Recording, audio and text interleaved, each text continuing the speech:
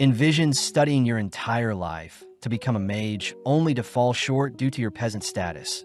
But having been slain and reincarnated, you're given the title of the seventh prince in a prestigious royal family. Now, with all the time and resources in the world, you can put your previous lives' knowledge to the test and let your imagination run wild in this new magical world. The series starts with our MC, kicked to the ground and mocked by noble mages, scoffing at our MC's commoner status. Giving our MC a chance. A soul mage steps up, offering our MC a chance to strike them down, but sadly our MC can only muster up a small ball of magic. Our MC recounts how magic is solely defined by which lineage one is born into, and no matter how hard someone works, they can never surpass those born into the correct family. The mage begins casting a spell of their own, instantly incinerating our MC. But our MC can't help but feel joy finally getting to experience what top-tier magic feels like. As a final wish, our MC wishes to be given more time to learn magic. But as his body finally disperses, our MC wakes up in front of several maids, all adoring him. Quickly preparing a spell to defend himself, our MC blasts a massive hole in the castle he's in, all whilst the townsfolk celebrate the birth of the seventh prince of the Saloon Kingdom. Hence our MC's new name is Lloyd. Several years later, the maids of the castle look everywhere for Lloyd, but Lloyd is clearly avoiding any attention, running into several guards only to ask them to keep his current location a secret. As Lloyd runs off, the guards wonder if they should grow closer to Lloyd, remembering how Lloyd is the seventh born in their family, so Lloyd most likely won't inherit the throne. Apparently, shortly after Lloyd was born, he immediately began speaking, reading spell books, and even refusing breast milk, leading many to believe Lloyd was the reincarnation of William Bordeaux himself, the father of sorcery. Following Lloyd, he admits that he is unsure why he can remember his past life. But slipping past the maids, Lloyd makes it to the castle's library filled with hundreds of books. As Lloyd prepares to tuck into some books, Sylpha appears, heading outside only to begin training Lloyd with wooden swords. Taking a quick break, Lloyd wonders why he still needs to train his swordplay. But Sylpha states that it is proper etiquette for any noble to wield a sword, something Lloyd already knew having been with Sylpha for 3 years. Wanting to get the training over with, Lloyd and Sylpha take a stance, both dashing toward each other only to parry each other's slashes. Impressed that Lloyd has improved so much, Lloyd knows Sylpha is still holding back, barely able to keep up as Lloyd has been secretly casting a copy spell to mimic Sylpha's swordplay. Even still, due to Lloyd's smaller body and build, Sylpha begins driving Lloyd into a corner, pushing him back. Assessing the situation, Lloyd tests out another skill to compensate for his childlike body, suddenly increasing his strength along with levitating his body. Now able to completely match Sylpha's slashes and movement, Lloyd forces Sylpha to take things more seriously. But when Lloyd attempts to weave in a sneak attack, Sylpha catches Lloyd off guard. Having already known Lloyd was using magic, Sylpha trips Lloyd, only to disarm and smack him on the head, revealing Lloyd's levitation magic. On top of things, Sylpha points out that Lloyd's sword had been extended to give him better reach. But Sylpha can't help but be amazed that Lloyd was able to cast 2 spells at once, something court mages struggle to do. As Sylpha hugs Lloyd tight, Lloyd feels lucky that Sylpha didn't recognize his physical enhancement spell nor his copy spell, meaning Lloyd was actually casting 4 spells at once. That evening, Sylpha drags Lloyd with her to take a bath in the girls' bathing area, catching the attention of other maids as they tell Lloyd about a powerful demon sealed away in a book by the name of Grimoire, capable of wiping out their whole town. Sylpha adds that the grimoire is hidden in an underground library, but suddenly the girls find it adorable Lloyd is acting strange, all fighting over whose bed Lloyd will be sleeping in tonight. Sneaking off, Lloyd grows intrigued by this hidden library, sneaking around at night with a concealment spell. Easily sneaking past the guards in front of the forbidden library, Lloyd manages to break the powerful seal keeping people out, amazed to see the vast library still standing. Taking a look around, Lloyd begins reading some books, suddenly spotting books in particular begin to float around him. Unveiling its dragon head, the book introduces itself as Grimoire, asking Lloyd to unseal it. Knowing Grimoire is the monster Sylpha spoke about, Lloyd grows skeptical seeing Grimoire offer Lloyd some gold. Inspecting the gold, Lloyd says he knows Grimoire used creation magic along with some dust to make the gold, shocking Grimoire. Hearing that Lloyd plans on strengthening the seal on the demon, Grimoire gets terrified, stating that he has calmed down and no longer wants to wipe out the world, but Lloyd isn't buying it. Desperate, the demon offers to teach Lloyd some ancient magic, but that finally gets Lloyd to listen. Yearning to learn more, Lloyd instantly dispels Grimoire's current seal, surprising the demon as he fires off a devastating ancient spell at Lloyd, shredding the surrounding library. As the smoke clears, the demon is horrified to see Lloyd has erected a perfect barrier, a spell that consumes and nullifies Grimoire's volley of ancient spells. Getting hot and steamy, Lloyd reaches out to the remaining residue of ancient magic around his barrier, allowing the magic to tear away at his finger as Lloyd begs Grimoire to show him more. Pissed, Grimoire duplicates his head, beginning to cast a dual spell, but once again Lloyd's barrier perfectly blocks it. Inspecting the spell, Lloyd knows that such a spell can only be cast by demons with two mouths, but it's simply an advanced version of the same spell from earlier. Terrified at Lloyd's capabilities, Grimoire attempts to flee, but Lloyd has preemptively constructed barriers to keep anything else from being destroyed. Trapping the demon in one of his barriers, Lloyd lets loose a fire spell of his own, burning up the demon all whilst trapped in one of Lloyd's barriers. After a while, Lloyd realizes that Grimoire is still alive, asking Grimoire to wait as Lloyd reverts all the damage done to the library. Amazed by Lloyd's amazing feats, Grimoire decides to call Lloyd Master, but Lloyd is more curious as to why demons can't be slain with magic. Seeing as he is no match, Grimoire offers to be Lloyd's familiar, only to transform into a cuter form. Offering to sit inside Lloyd's pocket, Grimoire takes the chance to dive into Lloyd's mind, mortified by the dense mana a mere child has. Knowing that he stands no chance, Grimoire asks to be called Grim, choosing to obey Lloyd's every command for now. Several days later, a blonde boy suits up like normal, heading through the mansion only to enter the library. As Grim hides, Lloyd greets his big brother Albert, both heading outside to see Albert training. Casting a small spell, Albert knocks down his target flawlessly, something Lloyd expected since Albert is the second prince, both smart and physically capable. Seeing as Albert wants Lloyd to show off what he's got, Lloyd gladly obliges, but not wanting to draw too much attention, Lloyd states he'll only graze the targets. Firing off multiple spells, Lloyd successfully tricks the onlookers into believing Lloyd isn't as competent as Albert, but Lloyd is more curious about adding spin to each of his magic spells. With Albert briefly glaring at Lloyd, Albert asks that Lloyd use the training area as he likes, heading elsewhere with his party. Now alone, Lloyd gets excited, wanting to mimic Grim's dual incantation with two heads. Although Grim states that only demons can cast such a dual spell, Lloyd gets an idea, absorbing Grim into his palm to act like a second mouth. Impressed that Lloyd knew of such a technique, Grim and Lloyd begin chanting simultaneous spells, but Grim instantly gets freaked out not recognizing the spell Lloyd is chanting. Pausing, Grim demands to know what spell Lloyd is casting. Shocked to hear Lloyd was trying a spell stack, purposely mixing multiple spells to have them cast simultaneously. Hearing that Lloyd was trying to stack on 100 spells at once, Grim yells that only 2 to 3 spells can be stacked, otherwise the incantation would take too long.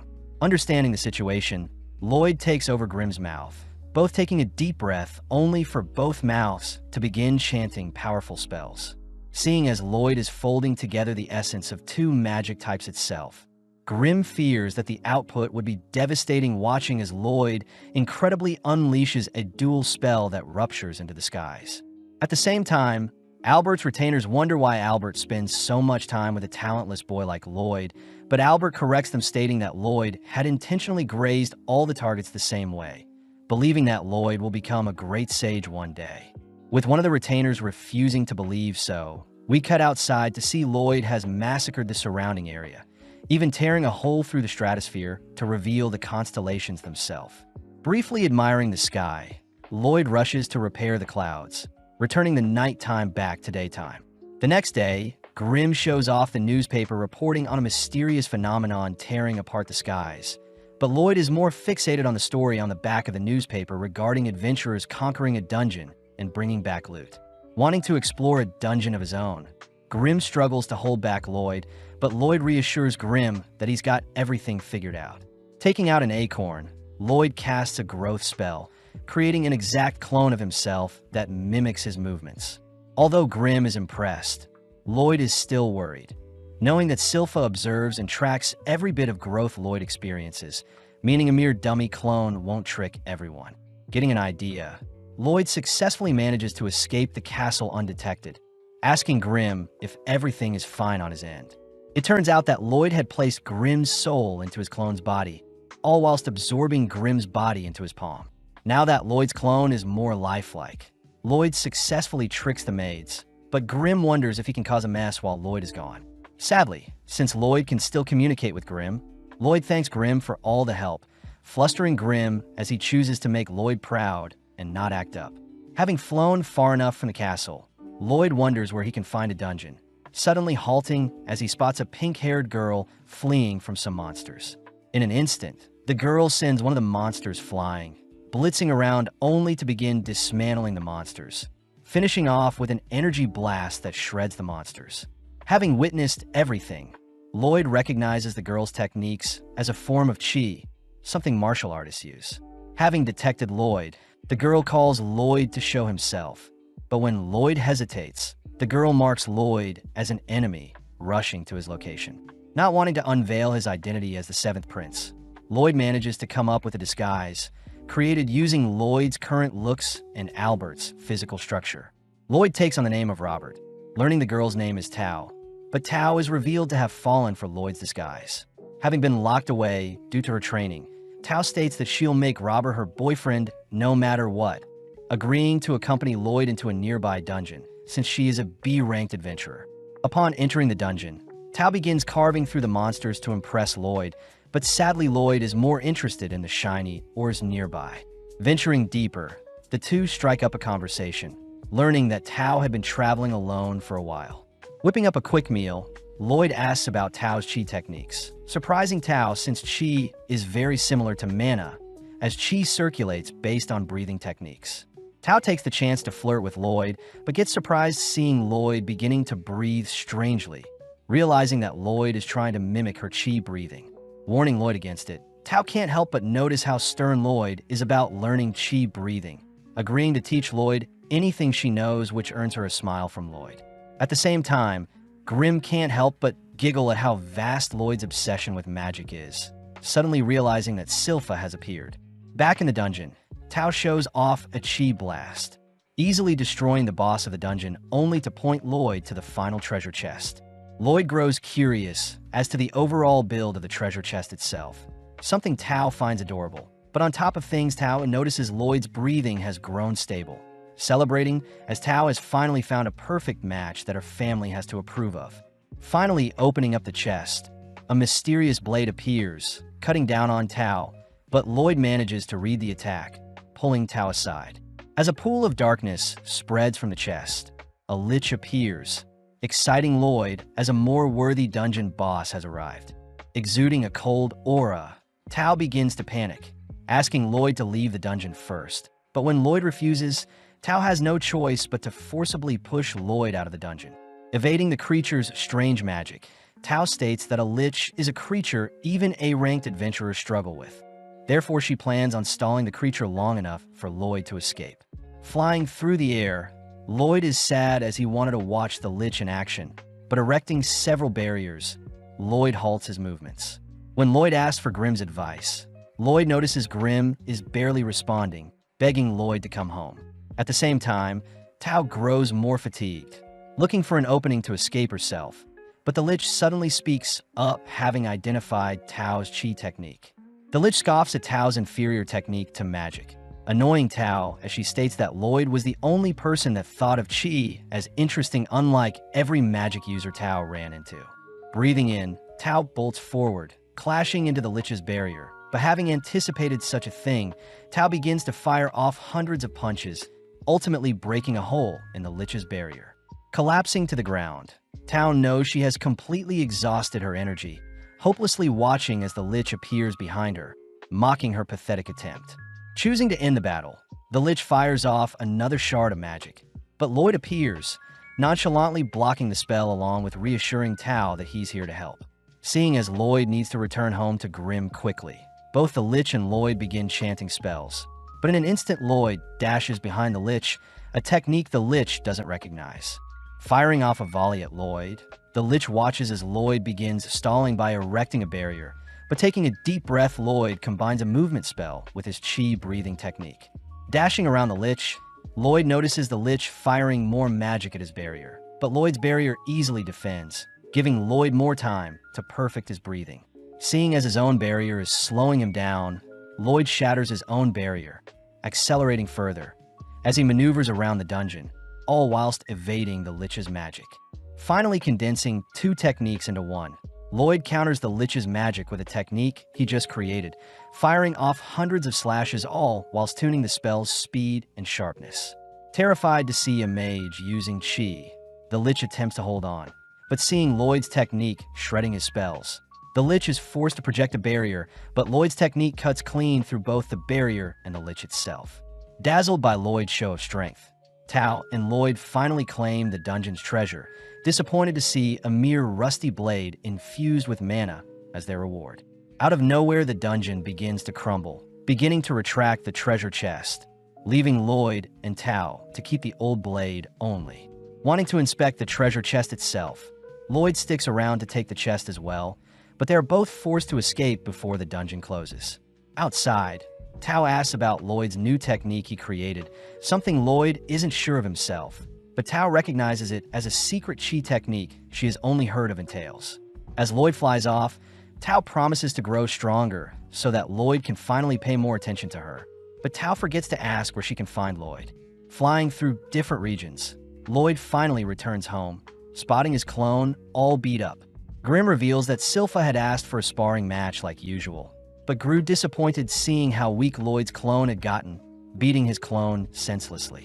Showing off the dungeon's knife to Grimm, Lloyd douses the knife with hot water, only to scrape off a layer of mana essence. Lloyd explains the mana essence is used to enchant any weapon, with the dungeon blade in particular being enchanted with a power booster.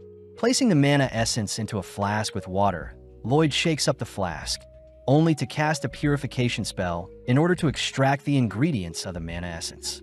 Revealed to be a mixture of oil, silver, and hematite, Grimm recognizes the ingredients as materials from a monster core, giving Lloyd the idea to create more essence since he had retrieved the dungeon's core in the form of the treasure chest. Needing silver, Lloyd rushes to ask his father, King Charles, for a bag of silver coins, only to begin melting the silver down.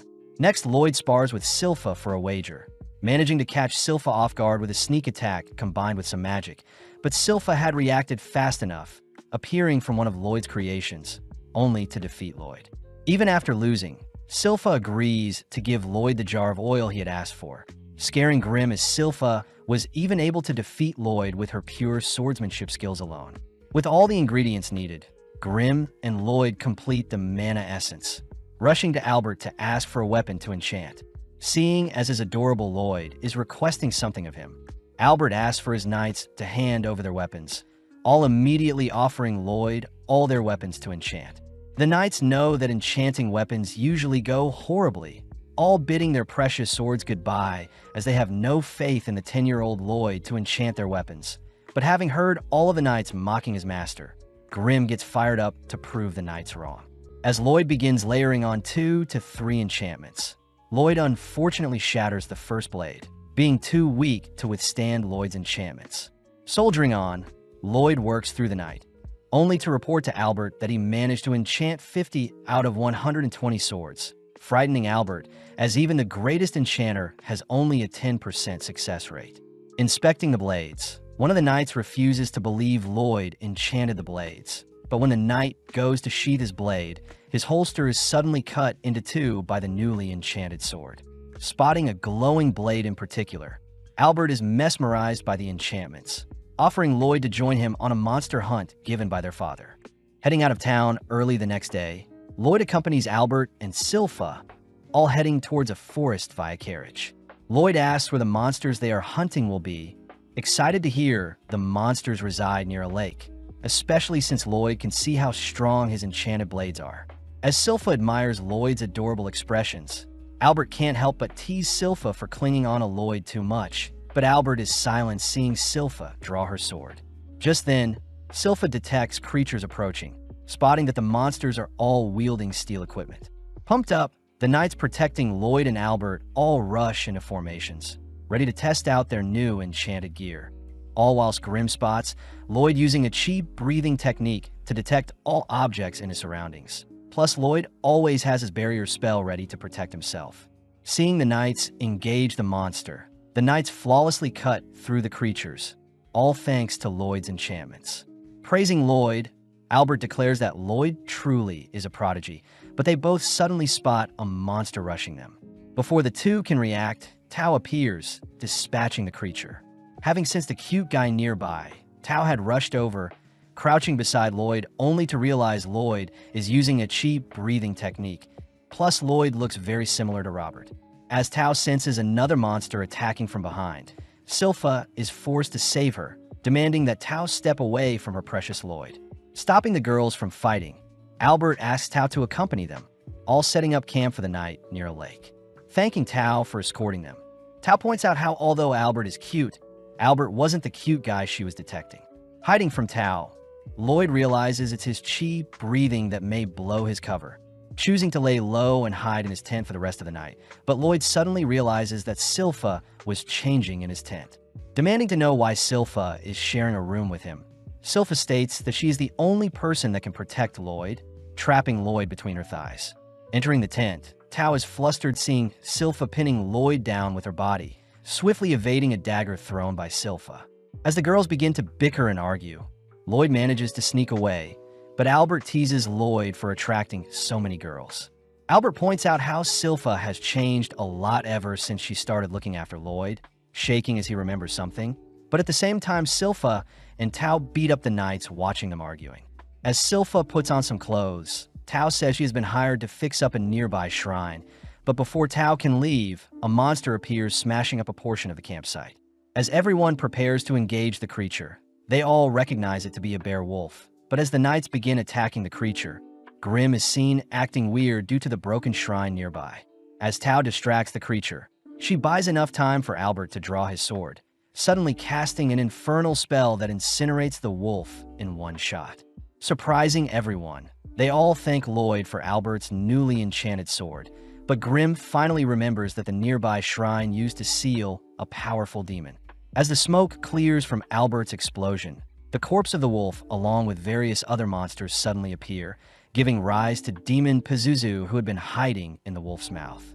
Pissed that people are slaying its servants, Pazuzu has its monsters attack, but Albert soon realizes the monsters have insane regeneration. Lloyd asks if Grim and Pazuzu are friends, but Grim says they aren't, uttering that Pazuzu is puppeteering the monsters with its dense mana along with regenerating their wounds. Intrigued, Lloyd asks Grim to teach him the same mana transmutation technique as Pazuzu. But at the same time, Pazuzu begins insulting the humans for losing slowly at the hands of his beast army. When Pazuzu begins to insult Lloyd, Silpha suddenly snaps, asking Lloyd to remain hiding. With Silpha's terrifying aura erupting, Silpha is offered a role to join Pazuzu's servants. But Silpha scoffs at the idea of serving a disgusting creature, declaring she'll slay Pazuzu.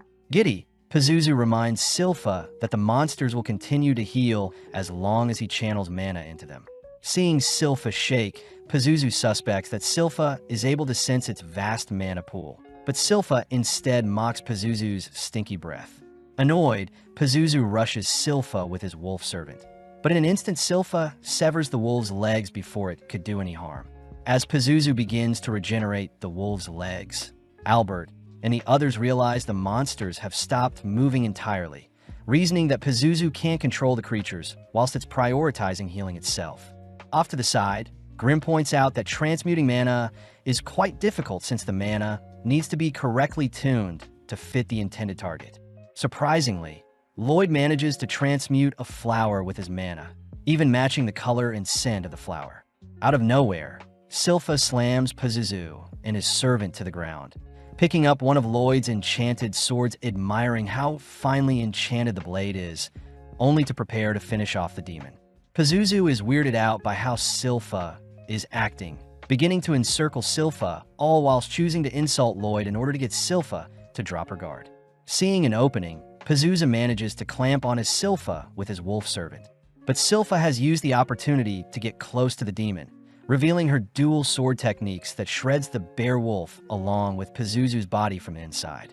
Continuing to hack away at the demon, Silpha begins ramping up her speed to ensure Pazuzu is defeated. But Lloyd takes the chance to memorize Silpha's body shape with his new transmutation skill, all whilst Silpha coldly marches towards the demon, preparing to take its life.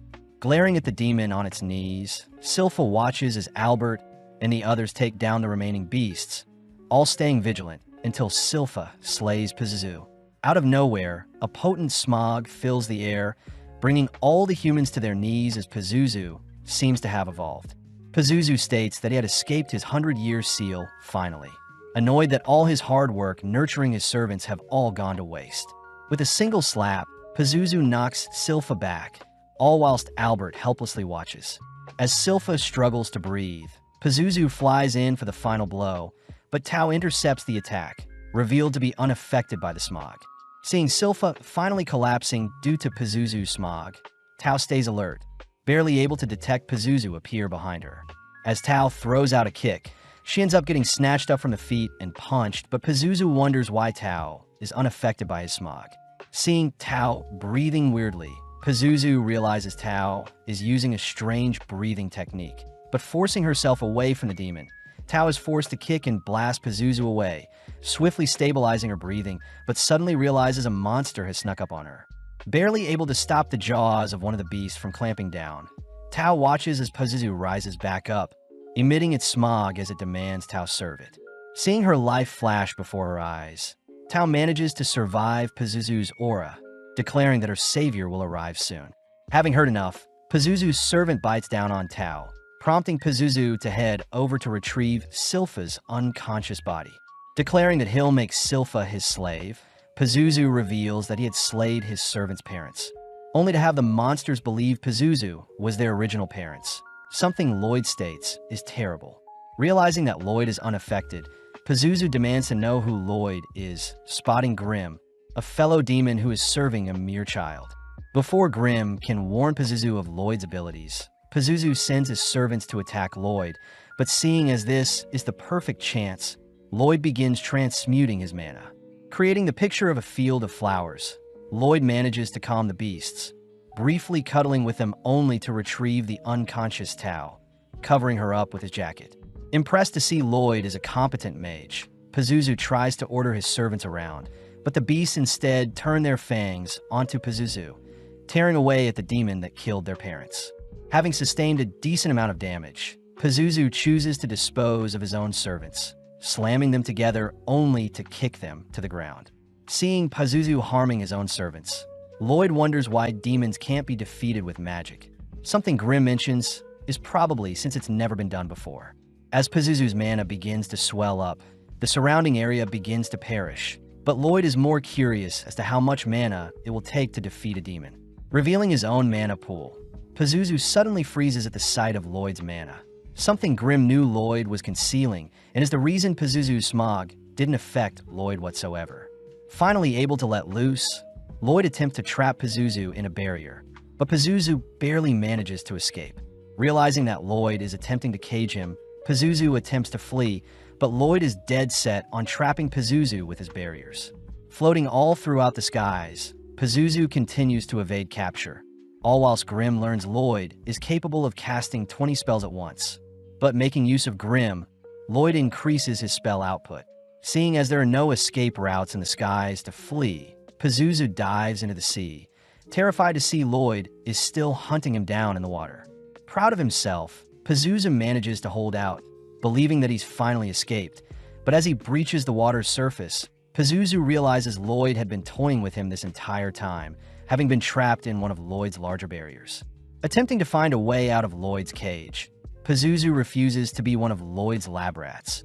But Lloyd is confused at how hypocritical Pazuzu is, seeing as Pazuzu had used his servants as lab rats.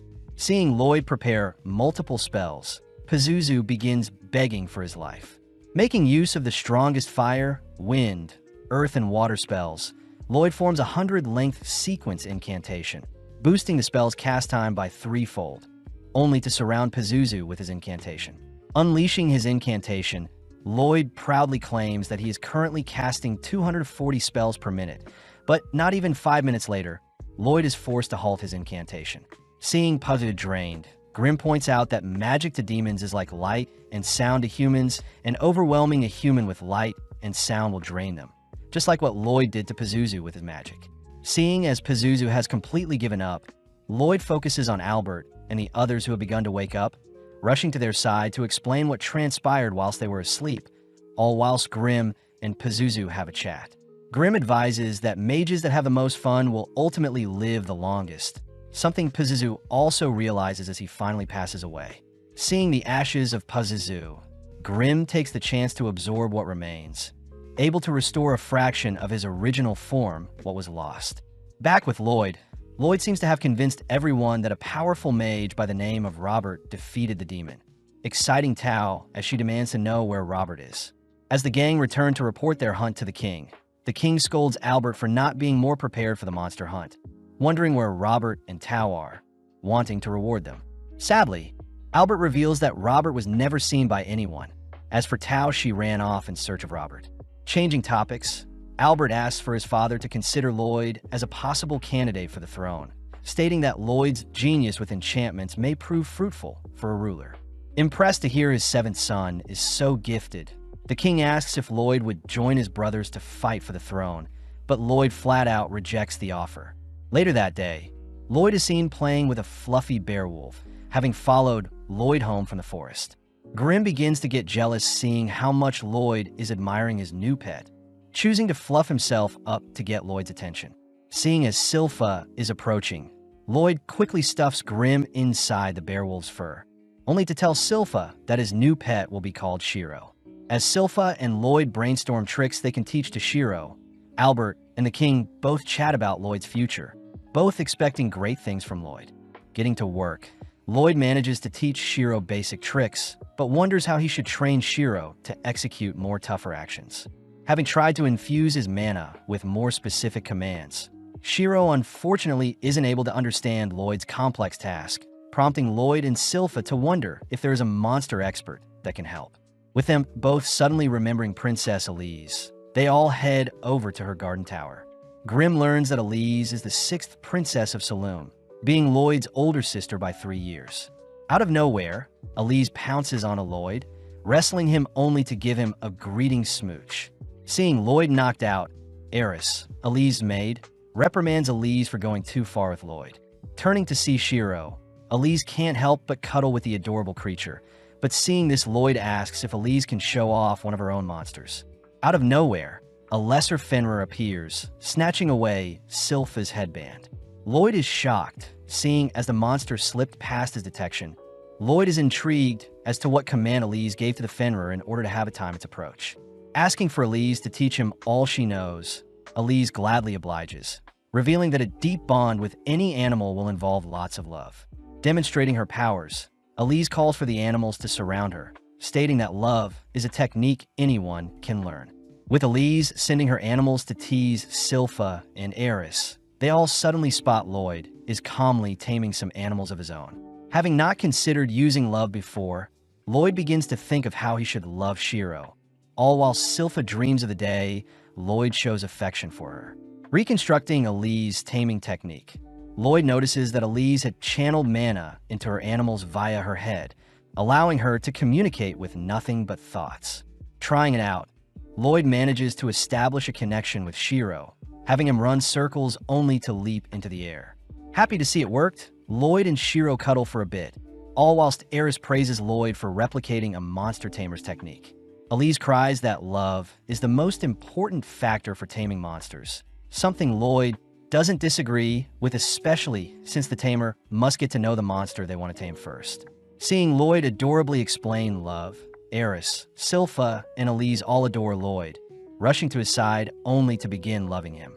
As Lloyd begins heading back, Silpha says they'll be sparring again today, but out of nowhere Albert appears, asking to borrow Lloyd for a bit. Albert calls for Lloyd's older brother Dien, the 4th prince, to show himself. Heading to a small smeltery, Dien demands to see Lloyd enchant a blade for himself, but Albert defuses the situation by revealing that Dien always wanted to be a blacksmith, even traveling to the nation of Bartram to learn smithing when he was 10. Sitting down, Dien watches as Lloyd begins enchanting a sword, refusing to believe Lloyd has learned so much at such a young age. But when Lloyd finishes up his enchantment, Dien can't help but tremble seeing how magnificent Lloyd's enchantments are. Getting excited, Dien states that Lloyd can help Dien achieve his dream of creating the ultimate spellbound sword, a weapon that has enchantments built into it and layered onto it.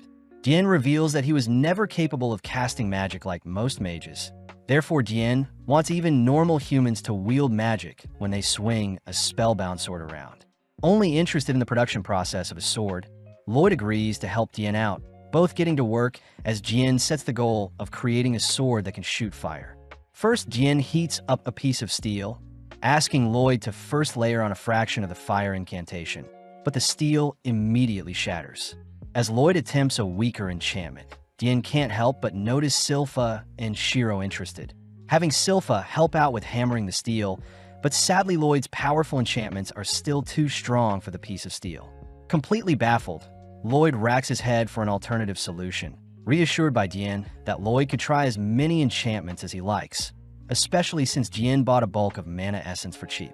Suddenly realizing something, Lloyd inspects the mana essence. Realizing that the hematite in the essence is way too weak, Lloyd asks if Dien has any spare hematite lying around.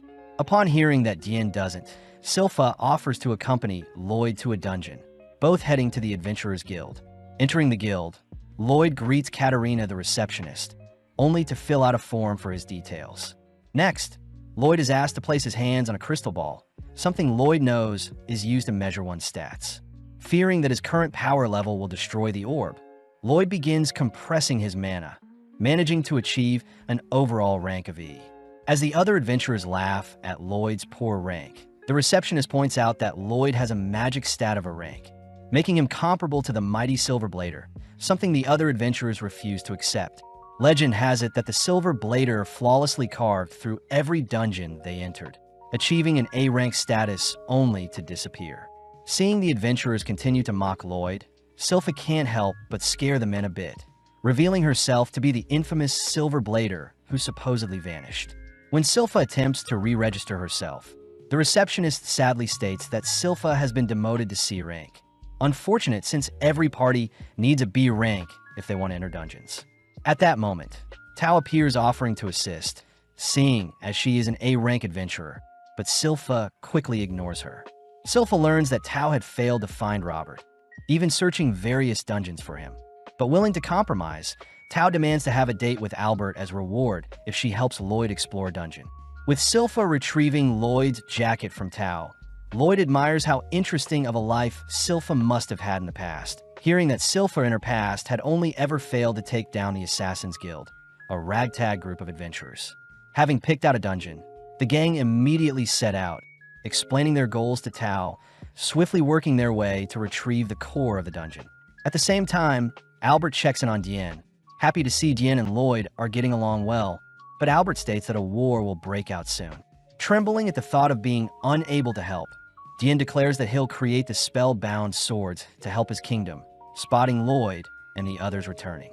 Getting back to work, Dien and Lloyd manage to finish off their first blade, heading straight to the training area only to eradicate their test targets, terrifying everyone.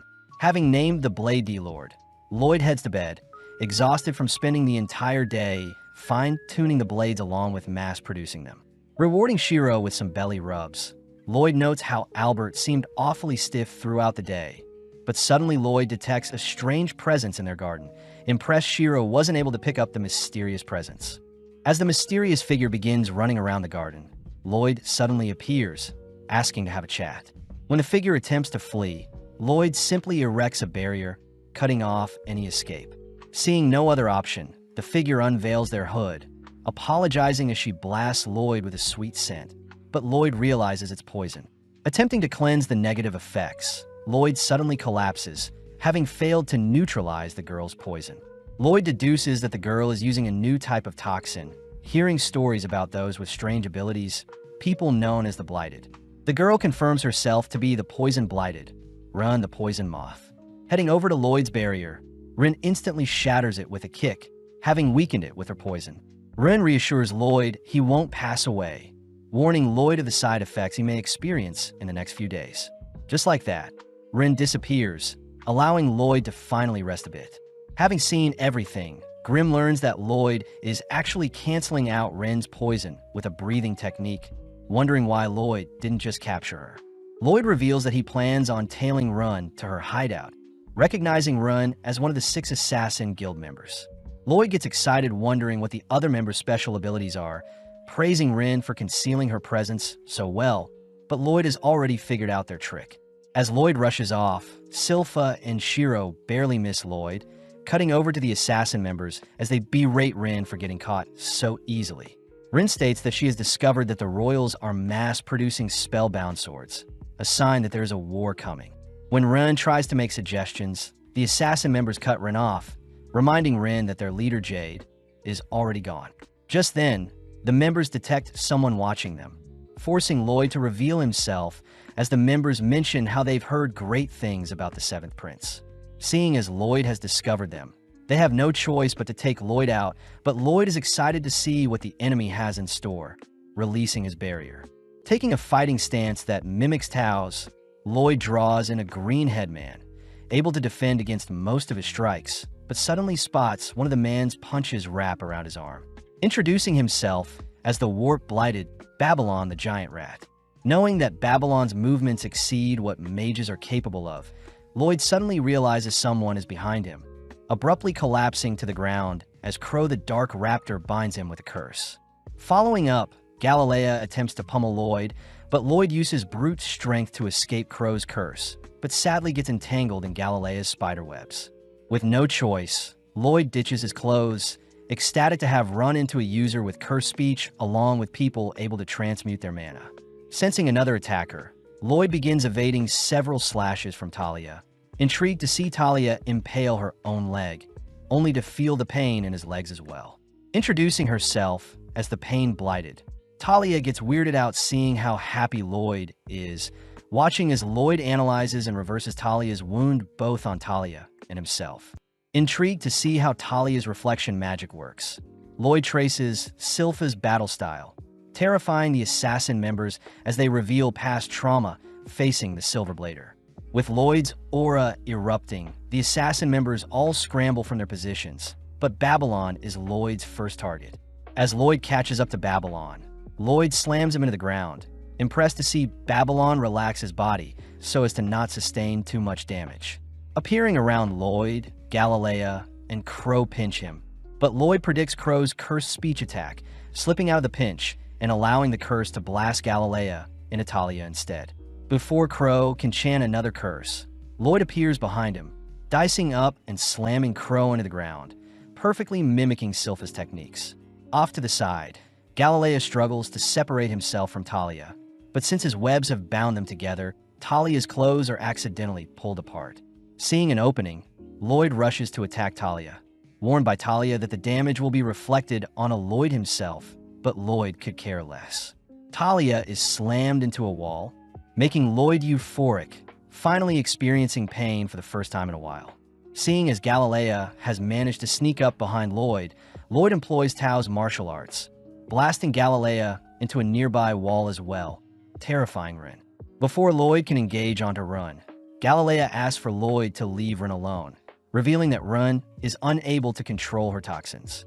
Lloyd suddenly realizes that all the assassin members aren't really good at controlling their powers, watching as Galilea rushes him. But Lloyd suddenly hits Galilea with a special attack.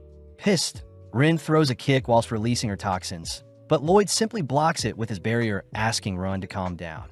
Right on cue, Galilea utters that he is fine. Lloyd states he has engraved Galilea's curse directly into their body, giving him more control of their curses, bringing Galilea into tears.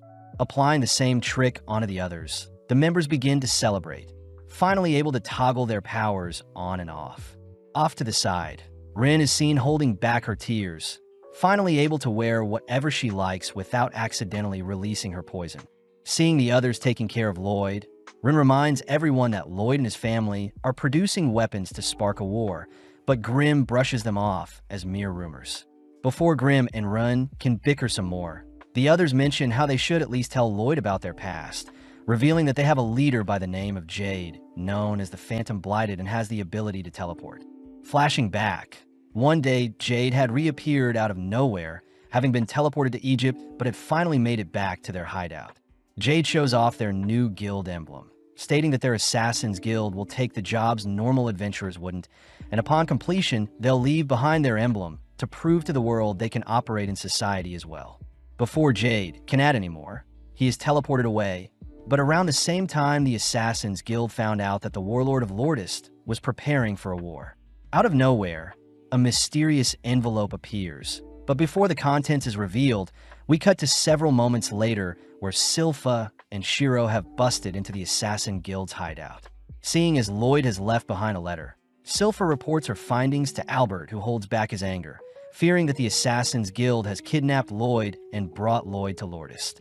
Worst of all, Silpha shows off the sticky clothes Lloyd had left behind, horrifying everyone as Albert and Silpha both declare they'll wage war if it means Lloyd will return safe. Cutting back to when the envelope appeared, Galilea reads that Jade had officially overthrown the rulers of Lordist, making the assassin members celebrate. But inspecting the letter himself, Lloyd can't help but smirk. Immediately heading out, Lloyd sends everyone flying with him towards Jade's location. But we learn that Galilea and Run had asked if Lloyd could help Jade fix his teleportation curse as well. But Lloyd points out that Jade no longer needs his help, since the letter seems to have been perfectly teleported to their location. Lloyd knows that teleportation magic itself is very rare, especially being able to control it, making the members wonder if Jade was lying about his curse this whole time. Regardless, Rin says she still wants to reunite with Jade, exciting Lloyd as he says he'll accompany them. Seeing as Run is starting to doubt Jade, Lloyd cheers Rin up, making Rin's heart flutter a bit. Having been flying for only 10 minutes, Lloyd is forced to stop, realizing that everyone is dizzy, but seeing as they need food, Rin runs off into the woods to catch some food. Babylon reveals that Rin grew up in the forest, wanting to show off her skills to Lloyd, but Rin is revealed to have a tragic past, having accidentally slayed her own parents with her poison. It was then when Jade took her in and introduced her to everyone, all agreeing to help raise Run as one of their own. As the gang spend time designing clothes to neutralize Rin's poison, Rin couldn't help but break down, finally finding a family she can rely on, and even considering Jade as her big brother. Hearing such a wholesome story, Lloyd says he really wants to meet Jade, surprising Grim. Right on cue, Rin returns, whipping up a dense stew, terrifying everyone as they wonder if a prince like Lloyd should be fed such a food item. Surprisingly, Grim and Lloyd devour the stew, prompting everyone to join in, enjoying the meal like a family. Flashing back, there was a day when Jade had announced their guild members were all getting bounties, exciting everyone as they're finally being recognized as actual people. Seeing everyone celebrating, Jade reveals that he is actually the third prince to the Lordist family, adding that his family are diabolical people who all fiend for war. Jade mentions how he had planned to use the Assassin's Guild as a tool to stop his family from inciting war. But seeing as his members are all calm, Jade wonders why they're not angry at him. The members all remind Jade that they all have hidden pasts as well. Therefore, they don't really care what Jade's intentions are, as long as Jade remains a family member with everyone. Impressed to hear his guild members are willing to commit crimes for him, Jade states that he must claim the throne by himself, not wanting his assassin members to have to dirty their hands. Jade admits that he may never return, but he promises he'll one day claim the throne for himself and finally grant all outcasts a place to stay. Walking the final steps towards Jade's manor, the gang point out how adorable Lloyd is when he is asleep, all reasoning they should go on ahead and leave Lloyd behind, not wanting Lloyd to get caught up in their own personal drama with Jade. Hearing this, Grim offers to accompany them, knowing that Lloyd can easily fend for himself. Upon climbing the castle walls, the gang are surprised to see a party set up for them, just like what Jade had promised in the letter. Before the gang can head back and retrieve Lloyd, they're interrupted by an egg-shaped looking man, inviting them all into the courtyard where they're officially welcomed as the guest of honor. With everyone in disbelief, Rin hugs Grim tight, getting nervous to reunite with Jade. Finally, Jade appears nonchalantly, annoying everyone as they watch Jade switch clothing, relieved to see Jade is the same as usual. Pushed forward, Rin struggles to express all the emotions bottled in her head, but seeing as everything is fine, Grim begins flying back to Lloyd. Out of nowhere, the surrounding attendees transform all whilst Jade orders everyone to bow down, terrifying the assassin members as they wonder how Jade has Crow's cursed speech. Not to mention it's way more powerful. When Rin demands to know what is happening, Jade simply offers the assassin members to the other attendees, allowing the attendees to do what they please with the assassin members. Blasting Jade with a beam, Grim cries for everyone to run, but before Grim can do anything else, Jade teleports behind him, kicking and blowing Grim away. As Jade changes his clothing, we cut to Lloyd, who has finally awoken, spotting a beaten-up Grim beside him. Grim struggles to explain the situation to Lloyd, all whilst the assassin members realize the attendees before them are actually demons from the Netherworld.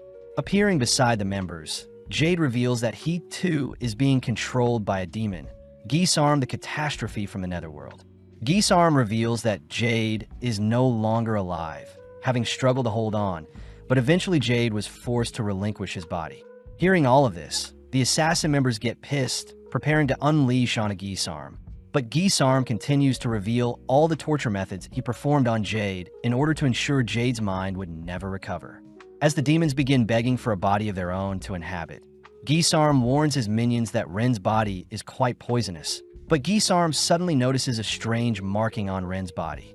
Unable to recognize the spell from Jade's memories alone, Geesarm uses his cursed speech, demanding Ren explain where she got the marking, but Ren bites her tongue to silence herself.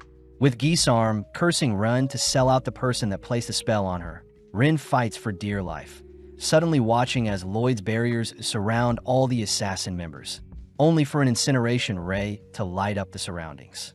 With the ray tearing a massive hole in the castle's courtyard, the assassin members look into the skies, only to spot Lloyd triumphantly appear to even out the playing field. Having scared the demons back into their bodies, Lloyd checks on the others, only to choose to heal Ren's tongue. Lloyd starts by ordering the assassin members to run, knowing that Geesarm is solely after their bodies. As the demons wonder if their master had been killed, Geesarm nonchalantly teleports behind them, ordering his minions to chase after the assassin members, but Lloyd simply blasts the demons to stall them. As two demons appear beside Lloyd, Lloyd continues to monitor Geesarm's every move, watching as Geesarm speaks a death curse that weaves through Lloyd's barrier. Seeing as it's best to dodge, Lloyd analyzes the curse, noting how the curse causes cardiac arrest and slays the target struck by the curse. Grim advises Lloyd to flee, seeing as Geesarm's curse speech is a form of transmuted mana, a complete counter to Lloyd's mana barrier, as the mana barrier can only block spells created from mana. But seeing as transmuted mana is a different form, Lloyd's barrier won't be able to block Geesarm's attacks. Grim also points out Geesarm's mana is quite vast, being a completely ascended being, explaining that demon servants are ranked 10th amongst demons. Demon Pazuzu was ranked 8th. Grim himself is ranked 3rd, but Geesarm is a demon lord, placing himself above rank 1 and considered the pinnacle of all demon kind, being able to take on even 100 rank 1 demons alone. Seeing as Geesarm is the real deal, Grim advises Lloyd to flee, but Lloyd chooses to introduce himself to Geesarm. Geesarm remembers Jade's memories had once mentioned Lloyd the 7th Prince, but regardless, they both prepare to enjoy the oncoming battle. Grim continues to beg Lloyd to flee, stating that any mana attack will barely scratch a behemoth like Geesarm. But making the first move, Geesarm fires off a small projectile, instantly shattering 2 layers of Lloyd's barrier. Geesarm grows excited, choosing to fire off a volley of spears that chase Lloyd throughout the castle. As he racks his brain for a solution, Geesarm suddenly appears above him, kicking Lloyd towards his volley of spears. But barely thinking quick enough, Lloyd conjures a stone golem to tank the volley of spears. At the same time, the demons finally catch up to the assassin members, all watching as Babylon scales the castle walls to open the castle gates. Back with Lloyd, Geesarm praises Lloyd for surviving the first wave, beginning to make fun of how weak blighted humans are, to have been born with such immense power but to never know how to control them. Geesarm mentions how Jade's teleportation power is called to him, wondering why blighted humans struggle to live amongst humans when they can offer up their bodies to demons who can make full use of blighted cursed bodies. Seeing as Lloyd is speechless, Geesarm warns Lloyd to prepare himself, snapping his fingers, only to teleport a spear into Lloyd's body. Knowing that Lloyd won't be able to react, Geesarm continues to skewer Lloyd with his spears, all whilst Galilea webs the bridge they're on to stall the demons. Seeing as the demons are still pursuing them, Crow curses them to fall, allowing Babylon to finally open the castle gate. But seeing as the demons have broken free from the webbing and curse, Talia steps up. Placing the demons in her sight, Talia slashes her own leg, ordering the others to leave without her. Seeing the demons regenerating, Talia simply continues to hack away at her own body, stalling the demons for the others to flee, but unable to leave his family behind. Galilea chooses to shove Crow and run through the gate, closing the gate behind him only to join Talia. Galilea promises to remain by Talia's side all the way to the very end, giving Talia enough courage to sacrifice her life if it means the demons will disappear as well. Seeing the demons attempting to stop her, Galilea holds them off with his web. Watching as Talia cries out, imagining how much pain Jade must have gone through whilst trying to stop Gisarm from invading his mind. As Rin begs for everything to return back to normal, Talia pulls the trigger, all whilst Gisarm mocks Jade's memories of wanting to live peacefully with his friends. Turning to check on Lloyd's skewered corpse, Gisarm realizes he had attacked a stone statue instead, watching as Lloyd appears with a blade aimed at his neck. Nonchalantly teleporting away, Gisarm is amazed to see Lloyd is still standing, but gets thrown off hearing Lloyd wants to move their fight elsewhere. Right on cue, a swarm of fire arrows lay waste to the demons, rescuing Talia and Galilea. As the castle gate is shredded, Albert and the others triumphantly appear, declaring that they'll save Lloyd no matter what. Flashing back, we see Silpha training with her sword, easily carving through training dolls. Unfortunately, the blades Silpha wields bends before she can unleash her full strength, curious as to whether a demon may be able to draw out her full strength. Seeing Albert and the gang have arrived, Ren and the others grow excited, but suddenly Silpha and Albert turn their attention to the assassin members. Demanding to know where Lloyd is, Silpha states she'll decapitate an assassin member for every minute they keep silent, prompting Ren to reveal that Lloyd is fighting someone in the castle. Before Ren can explain who, Babylon reminds Ren that Lloyd wants to keep his powers a secret from his family. So Ren corrects herself, uttering that Lloyd is simply fighting with a very weak person in the castle. Seeing as it's an obvious lie, Silpha prepares to decapitate Ren, but Albert wonders if they should start with an adult first. Seeing as no one believes them, Ren cries that Lloyd is fighting to avenge Jade, one of their family members, but right then a demon rushes Ren. Luckily, Elise and her Fenrir gobbles up the demon, confirming that Ren is indeed telling the truth. Satisfied for now, Albert orders Silpha to go on ahead and support Lloyd, but Ren chooses to cling onto Silpha, refusing to allow Lloyd's true powers to be exposed. Out of nowhere, a volley of spears destroy the bridge the gang are standing on, forcing the demons to swim to land, but the gang realize the demons are trying to trap them from behind. As Albert and the gang rush through the gates, we see Lloyd and Gisarm making some small talk, only for Gisarm to continue pursuing Lloyd with his spears, all whilst Grim wonders why Lloyd is holding a sword. Seeing as Albert and the others are occupying the demons, Lloyd chooses to focus his full attention on Gisarm, all whilst Albert wonders how he can slay these demons. Since the demons are recovering all damage from the spellbound swords, Albert decides he'll have Silpha and Liru the Fenrir deal with them. But at the same time, Silpha tries to order Shiro to jump across the destroyed bridge in order to reach Lloyd. At first, Shiro is hesitant, but seeing as his master is in trouble, Shiro jumps as far as he can, ultimately falling into the water below. Before Silpha can give it a go, the egg-shaped man appears, slashing at Silpha, but Silpha easily defends with her dual blades. The demon is impressed at Silpha's sword play, choosing to reveal itself as a rank 8 demon, a master of the demon blade form. Back with Albert, he continues to barrage the demons with their fire swords, suddenly realizing a demon has snuck up behind him. Luckily, Babylon appears, instantly dislocating the demon's head, only to introduce himself to Albert. Albert wonders how Babylon can slay the demons so easily, but Babylon reveals that Albert resembles Jade, adding that the demons have robbed the humans of their bodies, meaning the best thing they can do is put their bodies to rest. Respecting Babylon's words, Albert finally unsheathes his magic sword, sympathizing to those who had their bodies stolen, only to release a destructive fire spell that covers the demons in flames.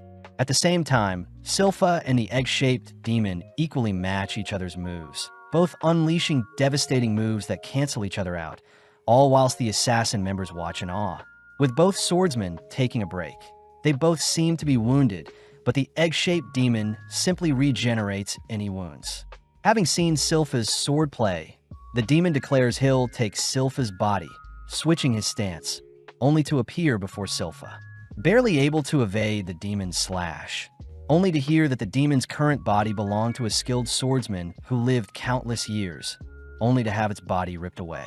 Having heard enough, Silpha shows off a new trick, employing the demon's same slashing attack, shocking everyone.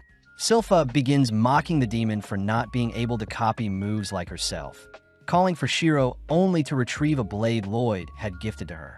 Cutting back to when Silpha was training, Lloyd had surprised Silpha with a sword, mentioning how the blade is designed to withstand all of Silpha's might. Lloyd states that since demons still rely on a body to exist, a sword that slays the demon's body will still kill the demon. But in some cases, when a demon's regenerative powers is too strong, the demon must be killed with a single powerful strike. Surprised, Silpha wonders why Lloyd is giving her this sword, but Lloyd mentions how Silpha always holds back when she fights, knowing that Silpha's current swords can't withstand her full force. Embracing Lloyd, Silpha declares the sword's name to be Demon Bane, but the egg-shaped demon can't help but mock the sword's pathetic name. The demon reveals that they had planned from the very start to lure Jade along with the assassin members into giving up their bodies, pissing the assassin members off. Having heard enough, Silpha takes a battle stance, forcing the demon to match her energy, but as they both rush each other, in an instant Silpha minces up the demon, ending the duel in a split second. Flashing back, we see Gisarm speaking to Jade before he had passed, wondering why Jade was smiling as he alludes to a person Gisarm should look out for, even during his last breaths. Weirded out, Gisarm had tried scanning Jade's memories, but failed to retrieve all of them, having been locked out by Jade, but nonetheless Gisarm declares he'll first start a war. Back in the present, Silpha heads over to the body of the egg-shaped man, praying for him to rest in peace, but Silpha also watches the assassin members break down crying. Just then, a massive smoke screen appears, cutting to Lloyd, who wonders if it was the right move. Apparently, whilst Lloyd was evading Gisarm's spears, he was attempting to find a solution to deal with the spears, seeing as they move with random patterns and can easily pierce 2 layers of Lloyd's barriers. Next, Lloyd needs to account for Gisarm's cursed speech, noting how the spears can carry the curse with them. And finally, Lloyd needs to be careful of the Shadow Wolf spell, knowing that if he stays still for more than 2 seconds, Gisarm will simply teleport spears to his location and skewer him. Seeing as Gisarm intends on tiring Lloyd out, Lloyd chooses to cast a spell of his own, conjuring an Inferno Golem that attacks Gisarm, but Gisarm simply teleports to evade. With the Golem steaming up the surrounding area, Lloyd deploys his chi detection technique. Annoyed, he has to continue to monitor Gisarm's location. Reminded by Grimm that he needs to keep moving, Lloyd suddenly realizes something, wondering why he wasn't skewered just now. Thinking back to how the letter appeared in their hideout and how Gisarm had lured the assassin members into his domain, Lloyd realizes Gisarm must have vision of his target before he can skewer them. Therefore, Lloyd brainstorms how he can reach Gisarm with his blade. As Gisarm walks through the mist, he suddenly spots Lloyd approaching behind, but surprisingly a swarm of Lloyds have appeared as well, unable to discern the real one. Forced to tank the stabs, Gisarm identifies Lloyd with a real sword, instantly skewering it, only to praise Lloyd for a pathetic attempt. Gisarm reminds Lloyd that he can heal all wounds in an instant and is immune to physical and magical attacks. But Gisarm can't help but get weirded out by all the clones. Realizing that the skewered Lloyd was fake, Gisarm is suddenly struck with a fire spell from behind, only for the real Lloyd to blend back in with the clones, healing back his wounds and replacing his clothes. Gisarm admits he is unable to attack since he's unsure of who the real Lloyd is, but with no other choice, Gisarm chooses to unleash a volley of spears in every direction. Spotting a barrier appearing around Lloyd, Gisarm rushes to crush Lloyd's head, but sadly, it was another clone. Wondering what other tricks is up Lloyd's sleeve, Gisarm watches as various clones dodge and weave, all dashing towards Gisarm, exciting Gisarm as he continues to dispatch the clones. At the same time, Lloyd blends in with the crowd, purposely dropping his barrier and instead concealing his presence with an invisibility spell. It's revealed that the sword Lloyd is wielding was a blade called Spelltaker, a blade that can convert absorbed spells into mana or allows the holder of the sword to analyze spells. Barely creeping past Gisarm, Lloyd manages to slash and analyze Jade's teleportation magic, suddenly falling into the mind that once belonged to Jade, only to realize what Jade had been hiding from Gisarm all along. Dismantling his own clones, Lloyd reveals himself, surprising Gisarm as he eggs Lloyd on. Seeing Lloyd not moving, Gisarm tries taunting Lloyd, but Lloyd refuses to budge. Lloyd explains that demons are born powerful, therefore they'll never get to experience what humans go through, something Gisarm brushes off as Lloyd's boring rambling. Having heard enough, Gisarm teleports in for a killing blow, but Lloyd surprisingly is able to intercept the strike and counter with a punch of his own. Terrified at what Lloyd just pulled off, Lloyd explains he had used Chi to conceal his intentions. Plus, Lloyd had predicted where Gisarm was teleporting to. Having confirmed Gisarm's techniques are similar to Crow and Grimm's techniques, Lloyd orders Gisarm to get up. Lloyd takes the chance to ask if Gisarm remembers Jade's last words, infuriated when Lloyd utters that Gisarm will lose. Teleporting towards Lloyd, Lloyd manages to predict Gisarm's movements, intercepting and pummeling Gisarm with various attacks.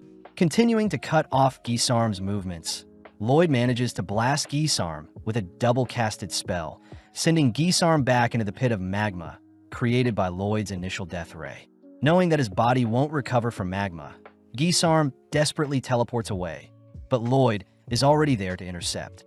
Lloyd begins remembering back on the times he spent learning magic, reminiscing on kind, scary, and fun people he met along the way. Seeing Gisarm speechless, Lloyd orders that Gisarm try something new, but seeing as Lloyd wants to see his full power, Gisarm reveals his trump card. Gathering all the mana in the surrounding area, Gisarm reveals his mortal dark sphere, encouraging Lloyd to attempt to block it. As Gisarm releases the catastrophic spell onto Lloyd, Lloyd nonchalantly erases it with a wave of his palm, revealing that the spatial class spell, Void, is a similar variation of Gisarm's trump card. When Lloyd had first learned of such a spell, he had experimented with the Void spell in different ways. One way included colliding two voids together, a phenomena that causes both colliding voids to cancel out. Hearing all of this, Gisarm refuses to accept a mere child is capable of demonic-level magic, blinking behind Lloyd only to grab a hold of him. In that moment, Lloyd gives Gisarm a taste of his true mana, mortifying Gisarm and Grimm as they stare off into Lloyd's limitless mana pool. Retaliating with Void spells of his own, Lloyd fires them off to hunt down Gisarm, all while Shiro, Liru, and Silpha begin dismantling the remaining demons. Silpha notices that the demons are moving slower than usual, suddenly spotting Rin infecting the demons with her poison. As Albert struggles to see past the mist, he wonders why the sun hasn't risen yet, cutting to Gisarm, who is being absorbed by Lloyd's Void spell. Struggling to break free, Gisarm attempts to leave the body behind, but as Jade's body clamps onto Gisarm's demon form, Gisarm realizes there is no escape, desperately impersonating Jade only to beg for his life. Disgusted by Gisarm's pathetic pleas, Lloyd conjures another void to pinch and crush Gisarm, all hearing Gisarm's frustrated cries for help. As Gisarm's presence is completely erased between the two voids that decimate each other, the dark clouds disperse to reveal the long-awaited sunrise, but Lloyd catches a glimpse of what remains from Jade. Flashing back, Jade had once told his guild about the rumors surrounding Lloyd the Seventh Prince, speculating that the Seventh Prince was a prodigy and may be able to lift the curses on the Blighted. With her realizing that Jade's speculations were correct, we cut to later that day, where Lloyd is seen helping set up a burial for the deceased. Grimm is curious as to how Lloyd ended up predicting Gisarm's movements, but Lloyd states that after analyzing Jade's teleportation, it was quite easy to calculate an endpoint for each teleportation. Grimm is amazed Lloyd won the battle so easily, but Lloyd reveals that Gisarm wasn't to be toyed with, as it was ultimately Jade who had deciphered the teleportation spell before he passed, explaining why Jade had warned Gisarm along with the reason why he was smiling before he had passed. All Jade had to do after was to simply wait for the day someone would dive into his memories and make use of the spell's weakness to finish of Gisarm. With Rin secretly listening in to Lloyd and Grimm's conversation, she prepares to thank Lloyd for all he's done, but Albert suddenly appears. Approaching Lloyd, Albert asks if Jade was behind everything, having heard that Lloyd was simply dragged along with the assassin members. Before Lloyd can confirm such a thing, Albert states that the assassin members have been restrained, since they are still criminals who had kidnapped Lloyd, but Albert does utter that their punishment for such a crime will be to serve Lloyd for the rest of their lives. Raising his sword to Lloyd's neck, Albert reminds Lloyd that the assassin members are now an extension of Lloyd and also their family of Saloon. Albert demands to know if Lloyd understands the brevity of such a responsibility, surprising everyone when Lloyd utters he'll uphold their family name to ensure his new retainers are well trained. Satisfied, Albert kneels down, reassuring Lloyd it's okay to ask for help when he needs it. Seeing as everything is settled, Albert takes the chance to give Lloyd a big hug, all whilst Tao arrives, having heard that Lloyd was in trouble. Realizing that she was too late, Tao begins to leave, all whilst Albert chases after her to thank her for fighting off Pazu. With the assassin members being set free, everyone sits down for a tea party. But seeing everyone so stiff, Albert breaks the tension by allowing the assassin members to send Jade off with their own type of celebration. Finally letting loose, both Crow and Tao mourn at the passing of Jade, all whilst Talia attempts to seduce Albert. Brushing off Talia's advance, Albert demands to know all the details behind Lloyd's sticky clothing, all whilst the girls enjoy a refreshing bath. Rin takes the chance to ask Silpha if she can serve Lloyd as well, but Silpha calls for Lloyd to appear, flustering Rin as Lloyd nonchalantly allows it. Hearing Rin continue to doubt herself, Lloyd advises that Rin change her attitude first, reassuring Rin that she'll be accepted no matter who she was in the past, bringing Rin to tears. The season ends with Rin starting her first day as Lloyd's new maid, helping Silpha dress up Lloyd, only for Lloyd to report his adventures to the king, spending the remainder of his free time studying up on some more magic. Continuing from the previous season, we follow Rin entering Lloyd's room to tell him about breakfast. But as Rin greets Shiro and Grim, she is suddenly frightened hearing Lloyd's voice. Lloyd announces that he had perfected the mana block Rin used to conceal her presence, a feat that makes Rin speechless, but she suddenly apologizes, seeing as she was too casual with Lloyd. Lloyd says it's been a couple of days since Rin has been a maid, hearing that she is still struggling with the basic manners and chores she must perform, but regardless, Rin promises to serve Lloyd well. Lloyd says Rin can speak to him casually when they're alone, but Silpha appears, declaring that Rin must not address Lloyd casually no matter what. Lloyd is happy to see Rin is fitting in quite well, but as we cut to later that day, we see that the Lordist Kingdom is undergoing repairs. Lloyd is seen testing out the spring web floors Galilea had installed, all still shocked that Galilea had been elected governor of Lordist Island. But Lloyd reveals he had personally recommended Galilea. Lloyd wants Galilea to make the island a safe haven for those that are blighted, something Galilea promises he'll do in order to carry on Jade's legacy. But the gang wonder if they could create a barrier to protect their island. Grim says they should use divine sorcery, horrifying the others as they realize Grim is a demon. But Grim continues by stating that divine sorcery is special magic given to wielders by God and primarily deals with evil beings. Crow and Talia are skeptical of God's existence, but Grim asks that Lloyd elevate his magic with divine sorcery. But Lloyd hints at some conflict he has with the church in the past. Regardless, Babylon and Rin accompany Lloyd to visit a church, but Lloyd asks why Rin is here, flustering Rin as she says Silpha couldn't make it, plus she just wants to spend time with Lloyd. Babylon says one must serve the church through good deeds before they can be blessed with divine sorcery. So as the gang head inside, Lloyd gleefully greets Father Herbal.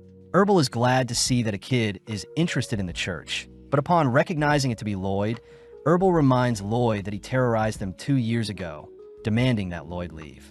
Right on cue, Escher appears to defuse the situation, reminding Herbal that as holy figures they should forgive when possible, and with Lloyd showing off the adorable Shiro, Herbal agrees to accept Lloyd.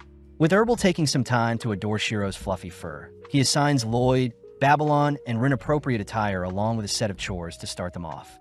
Sadly, within a few minutes, we see Lloyd bored out of his mind, even accidentally breaking a shiny-looking vase only to mindlessly wander away.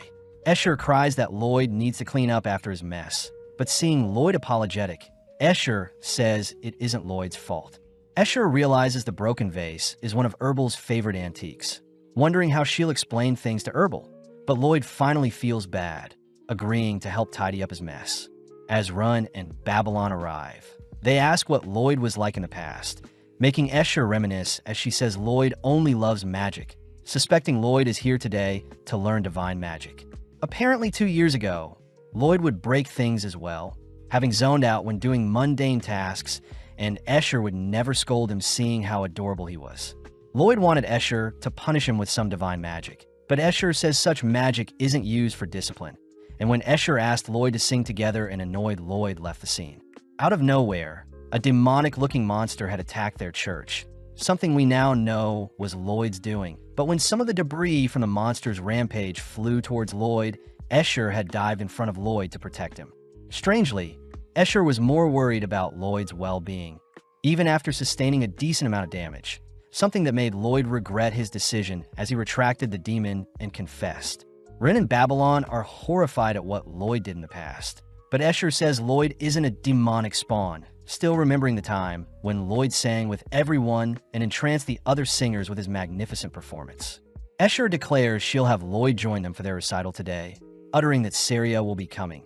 But as we cut to Lloyd, we see him notice some men picking on a girl. The men demand the girl apologize for running into them, but Lloyd recognizes the girl to be Saria, his big sister.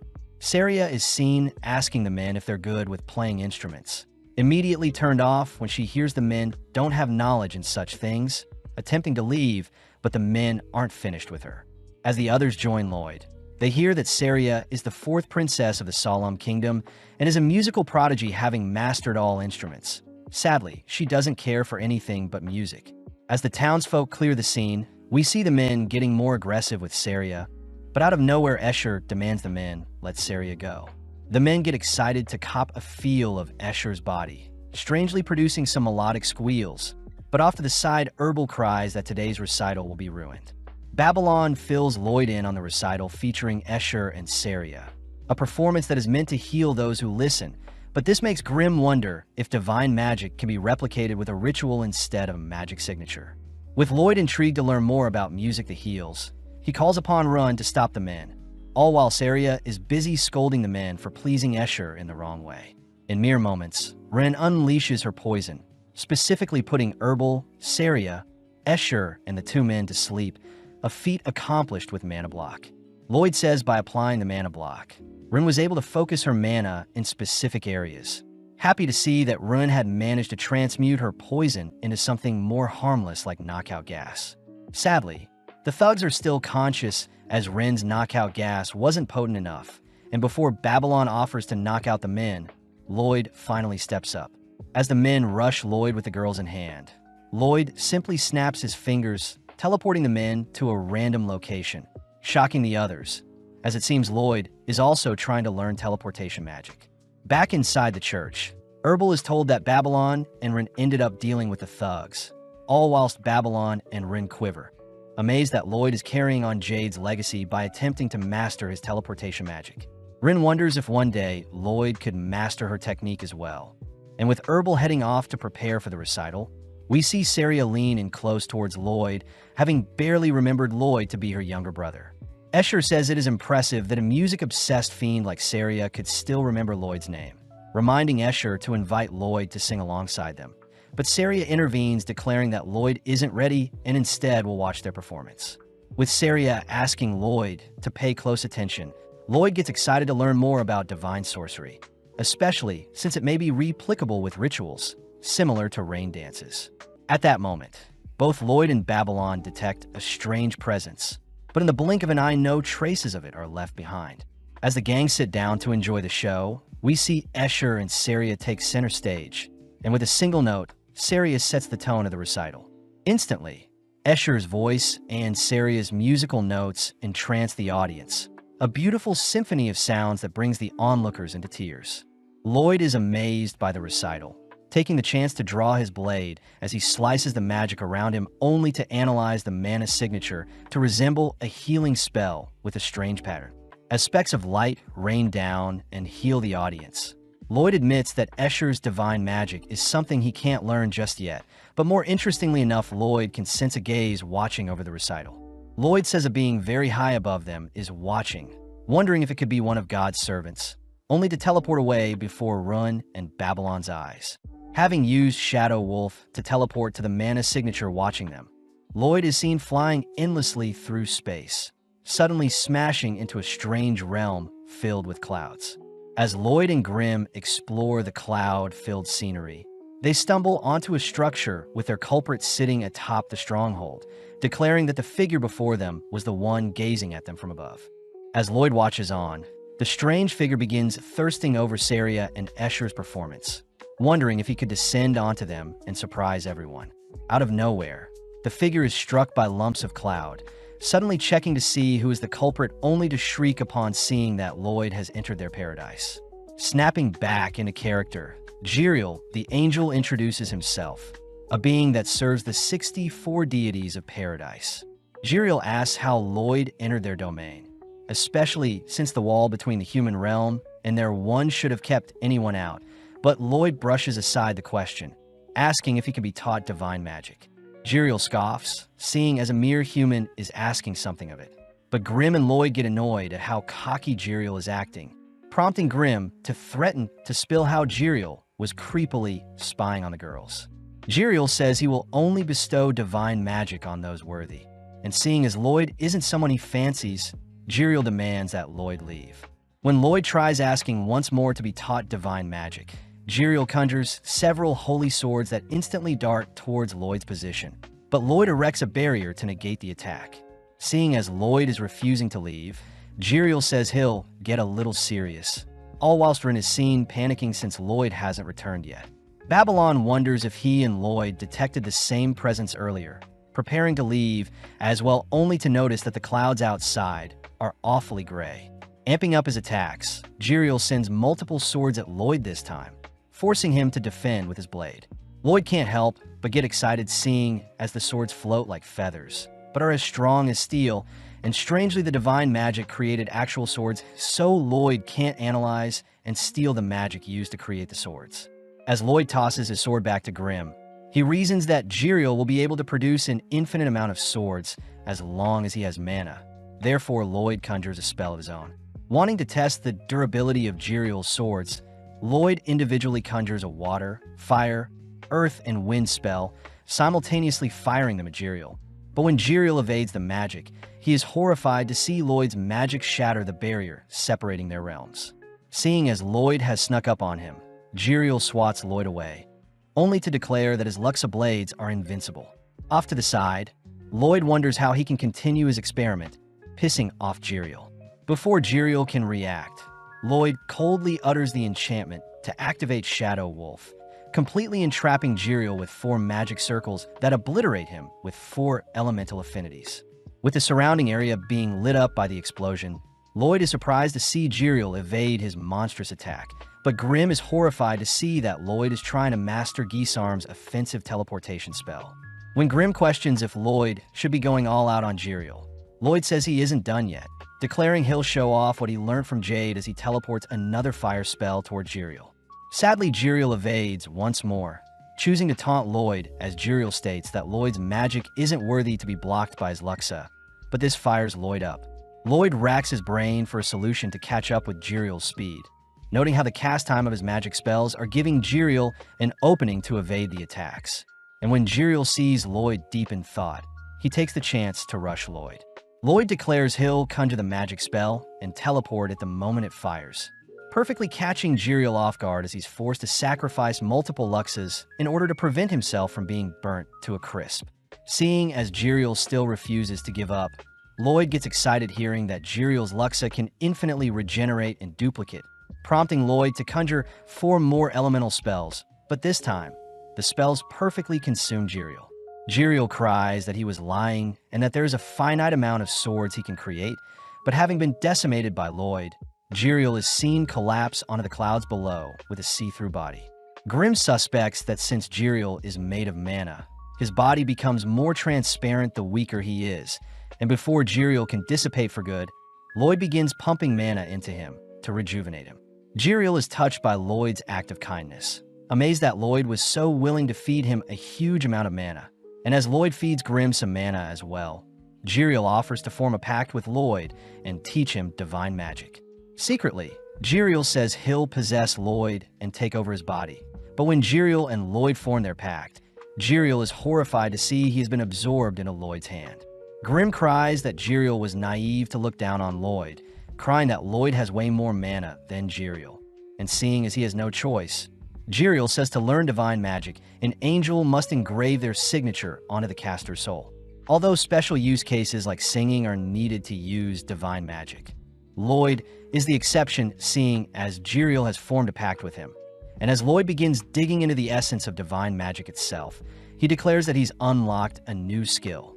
Jiriel mocks Grimm, seeing he wasn't able to bestow anything useful on Lloyd, but Grimm knows that with his new knowledge on divine magic, Lloyd will be capable of conquering both the netherworld and paradise.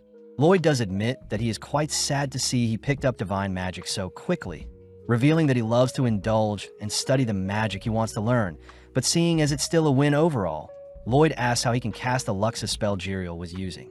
With Jiriel asking Lloyd to picture a sword, Jiriel says he is quite impressed by how honest Lloyd's love for magic is, briefly reminding Jiriel of a person that impressed him in the past. As Lloyd manipulates his mana to create his own Luxa blade, Jiriel is horrified to see Lloyd summoning an eldritch-looking monster, a creature with hundreds of bones that wrap around their surroundings. Jiriel says the Luxa changes forms depending on the caster's mana, but before Jiriel can ask Lloyd to continue with his spell, Grimm demands that Lloyd stop before he casts something irreversible. Back with Babylon, he is seen strolling around the church's courtyard, all whilst wondering what this strange smell he's been detecting is. Babylon sees that the nearby flowers are covering up the musk, but wanting to investigate further, Babylon is suddenly stopped by a strange man who asks where Babylon is going. Freezing, Babylon is asked if he wants to be escorted back to the recital, but Babylon says he wants to stay and smell the roses a bit more. The man reveals that he is a pastor that helps guide people around the church, but Babylon points out how the pastor isn't wearing a rosary. Acknowledging the keen observation, the pastor apologizes as he shows off his rosary, suddenly changing the topic as he says the garden is a holy place Babylon should respect. As Shiro and Ren appear, they tell Babylon that the recital will end soon, but suddenly Shiro becomes frightened upon seeing the pastor. As Shiro growls at the pastor, Babylon asks why the pastor's rosary is so shiny, wondering if it's been cleaned often or if it's been barely worn. Before our trio can leave, the pastor begins to act strange, but out of nowhere Lloyd appears, having returned. Wondering what is happening, Lloyd nonchalantly brushes past the pastor, only to be welcomed back by the others. With Lloyd and the others heading back to the recital, Jiriel notices something familiar about the pastor, but regardless, the gang head inside to praise Escher and Saria for their amazing performance. As Lloyd holds back Jiriel from thirsting over the girls, Babylon asks if there is anything special about the garden in the church, but Escher says the garden is where they bury pets that have lost their lives. Babylon reasons that the corpses must be the strange smell he was sensing, but he can't get the weird interaction with the pastor he had out of his mind, something Lloyd picks up on. With Lloyd declaring that he'll be leaving the church, we cut outside to see it pouring, all whilst the pastor curses at himself for losing his previous rosary and his new one almost blew his cover. Suddenly, a tile from the floor opens to reveal some disturbing-looking creatures, prompting the pastor to declare that he'll need to be more careful seeing as their momentous day is soon to come. Back at the Lourdes Castle, we see Jiriel teaching some of the assassin members how to manifest their own luxes with divine magic. But Jiriel is annoyed that Lloyd wants him to create a pathway to speed up how the assassin members conjure their luxes. Before Jiriel can mention the only other person he's blessed in the past with similar privileges, Lloyd asks Jiriel to morph into a smaller form, seeing as his human form stands out too much, and with Grimm teasing Jiriel, Jiriel shows off his bird form to the gang. Sitting down, Lloyd hears that Escher's singing was a divine purification spell, magic that can heal and exorcise undeads, ethereals, and demons. Out of nowhere, the thugs Lloyd teleported appears as they reveal themselves to be workers for the Lourdes Kingdom, and before they can get into a fight with Lloyd blasts them with a light spell that tames them. As the thugs promise to behave moving forward, Jiriel is pissed that the men laid hands on Escher and Saria earlier, but at the same time we cut over to Babylon, who seems to be cooking for the people of the church. Babylon is revealed to have stayed behind to make up for Lloyd abruptly leaving the church, and seeing as he was taught divine magic as well, Lloyd had given Babylon specific instructions to help out at the church. At home, Lloyd is greeted by his gorgeous maids, something that makes Jiriel jealous as Lloyd's prince status is a life he wished he had. Upon seeing Lloyd's doll clone, Jiriel wonders if he can take over the body to do devious things. But Grimm forbids Jiriel from touching Lloyd's clone. Lloyd says he wants to test out divine sorcery on undeads and ghouls. And before Lloyd can explain more, we see Silpha entering the room. When Lloyd asks if Silpha wants to go ghoul hunting with him, Silpha immediately clears her schedule, only to excitedly accept the invitation. Heading out with Run and Shiro, the gang cross the Great Dean Bridge, the sole connector between the east and west sections of the city. As the gang stroll through town, they hear that the Adventurers Guild have reported sightings of ghouls in town, and sadly the creatures can't be tracked down as their rotting flesh are similar to rotting food waste. Lloyd says the spectral detection can't be used seeing as it's quite crowded, but coincidentally, the gang bump into Escher and Saria, who are out on some shopping. When the girls invite Lloyd to have some pancakes with them, Lloyd jumps on the idea, all heading into the restaurant that specializes in pancakes. Grimm is surprised to see Lloyd fixated on something that isn't magic, but Lloyd says that pancakes are quite magical as they are fluffy and delectable, especially when they're combined with honey syrup, a revelation that makes Lloyd's companions droll. With Saria and Lloyd both bonding over their love for pancakes, we see the gang tuck into the fluffy desserts, only for Escher to ask what the gang is doing in town. Escher is surprised to hear they're hunting for ghouls, especially since more people have had to take refuge in the church after being strangely attacked by some ghouls. Lloyd hears that most attacks have occurred on the Dean Bridge, the cemetery to the left of the church and the alley to the right of the church, and interestingly enough, the previous adventurers sent to deal with the ghouls have all gone missing, intriguing Lloyd more. Saria says she wishes for their recital to not be canceled as they'll need to put on a show to celebrate God's birth during the Great Advent Festival, where both the Pope and King will be attending. Seeing as Escher and Saria are working hard to put on the perfect show, the gang get pumped up to wipe out the ghouls to ensure their performance goes well, but Rin seems motivated more than ever.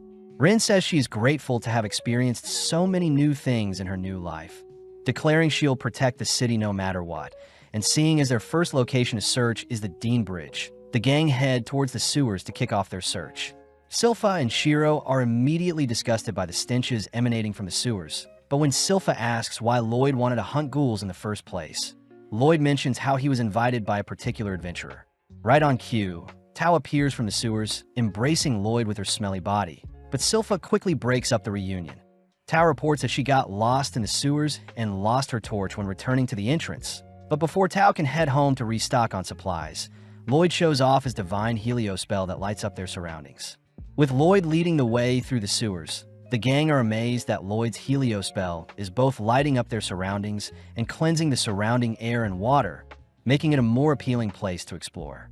With Tao now able to use her chi detection due to the clean air, she changes into one of Ren's maid outfits, noting how it's quite tight in the upper region. As the gang enter into a room filled with various paths, Lloyd employs Shiro to help sniff out the ghouls, and as Shiro fights their way through the disgusting stench filling the room, he eventually disappears into a particular pathway. Lloyd wonders if he can use his chi breathing to help scan the surrounding area. But before he can employ the technique, Tao stops him, demanding to know where Lloyd learned how to use chi. Seeing as he doesn't want to blow his cover, Lloyd asks Silpha to scare Tao away, only for Lloyd to ask if Silpha brought her Demonbane sword. Upon hearing that Silpha didn't, Lloyd hints that he has something else he wants Silpha to wield, but this makes Tao jealous. Tao says she wants to compete with Silpha to see who can slay more ghouls, and seeing as the winner will get a one-on-one date with Lloyd, both Ren and Silpha accept Tao's challenge. At that moment, Shiro reappears, having drawn the attention of hundreds of ghouls, pumping up the girls as they get ready to brawl. Lloyd chooses to equip the girls with specially crafted luxes to help with their challenge, asking them to go wild so he can see the capabilities of his divine magic. Kicking off their challenge, Tao decapitates 2 ghouls with her legs, only to slay another 2 by flinging their heads towards them. Before Tao can continue her streak, we see Silpha intercept her attacks, placing Tao to the side only to steal the kills for herself. As Tao and Silpha rush around the room, slaying ghouls, we see Silpha purposely marking Tao to ensure she doesn't get a lead. Silpha calls out Tao for not using the divine gauntlets Lloyd gave her, prompting both girls to brandish their attacks as they rack up 8 kills each. But Tao is impressed Silpha is so strong even without the use of chi, all while Silpha praises Tao for being able to damage her blade with one of her attacks. With Ren racking up 5 kills for herself, she reasons she should stand out by infusing her poison with her Luxa blade, a combination Lloyd hadn't considered yet. Sadly, when Ren tries attacking with the blade, it shatters since divine magic is quite delicate, showing Lloyd that divine magic shouldn't be tampered with. As Ren flees from an attacking ghoul, Lloyd crafts a variation of a Luxa with poison infused into it, this time allowing Ren to melt away the ghoul as the new Luxa is infused with poison sorcery that amplifies its damage. Grimm isn't surprised that Jiriel didn't know such a thing was possible, and now that Lloyd is free to experiment with divine magic, he equips Silpha with a floppy water blade that allows her to reach 23 kills. As both Ren and Tao racking up the same amount of kills, we see all 3 girls neck and neck as they rush towards the 2 remaining ghouls. But out of nowhere, a demonic-looking creature flings the girls aside. With Lloyd and the creature locking eyes, we cut back to the church where the suspicious priest is seen strangling Father Herbal, and before a weird-looking ghost can possess Herbal, we see Escher speechless upon seeing what is happening. With all 3 girls mortally wounded, we see Rim take note of some thread coming off the demonic creature, and as Tao attempts to rush the monster, it sends out a thread that forces Tao to kneel before it. Lloyd is intrigued to see what the creature did to Tao, but before the monster can reach out to Tao, Silpha swats away its hand. As Silpha and Tao get ready to brawl, we see Rim acting strange, having realized something, but out of nowhere the creature sends out a thread towards Lloyd, but Lloyd chooses to meet the thread head-on. In an instant, the creature is overwhelmed by Lloyd's horrific mana capacity, but is still able to dodge a sneak attack from the 3 girls.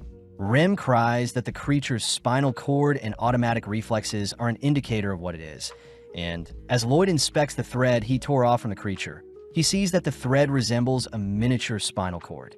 In the past, Jade had told Ram about the Neuron Blighted, a man that can create spinal threads that can interfere with people's movements via contact, and with threads wrapped around himself, the man can react faster than most beings. Jade says the Neuron Blighted was used to quell a civil war, a horrific fate for the man, seeing as he too was unable to control his blighted powers, and this caused the man to go berserk and slay both opponents and allies. When no one could slay the man, they put a bullet through his heart and threw him into the nearby sea. But rumor has it that he's become a ghoul that moves on his own. The girls are able to see the spinal threads, panicking seeing as the man is a powerful ghoul, but Lloyd says he has never heard of a ghoul retaining memories from their past life. With the girls rushing the ghoul in tandem, we see the creature toss out hundreds of threads to entrap the girls, ultimately throwing them to the ground. At the church, Escher cries for the priest to stop choking Herbal, but the priest simply calls for his ghost friend to possess Escher as he'll simply dispose of Herbal's body.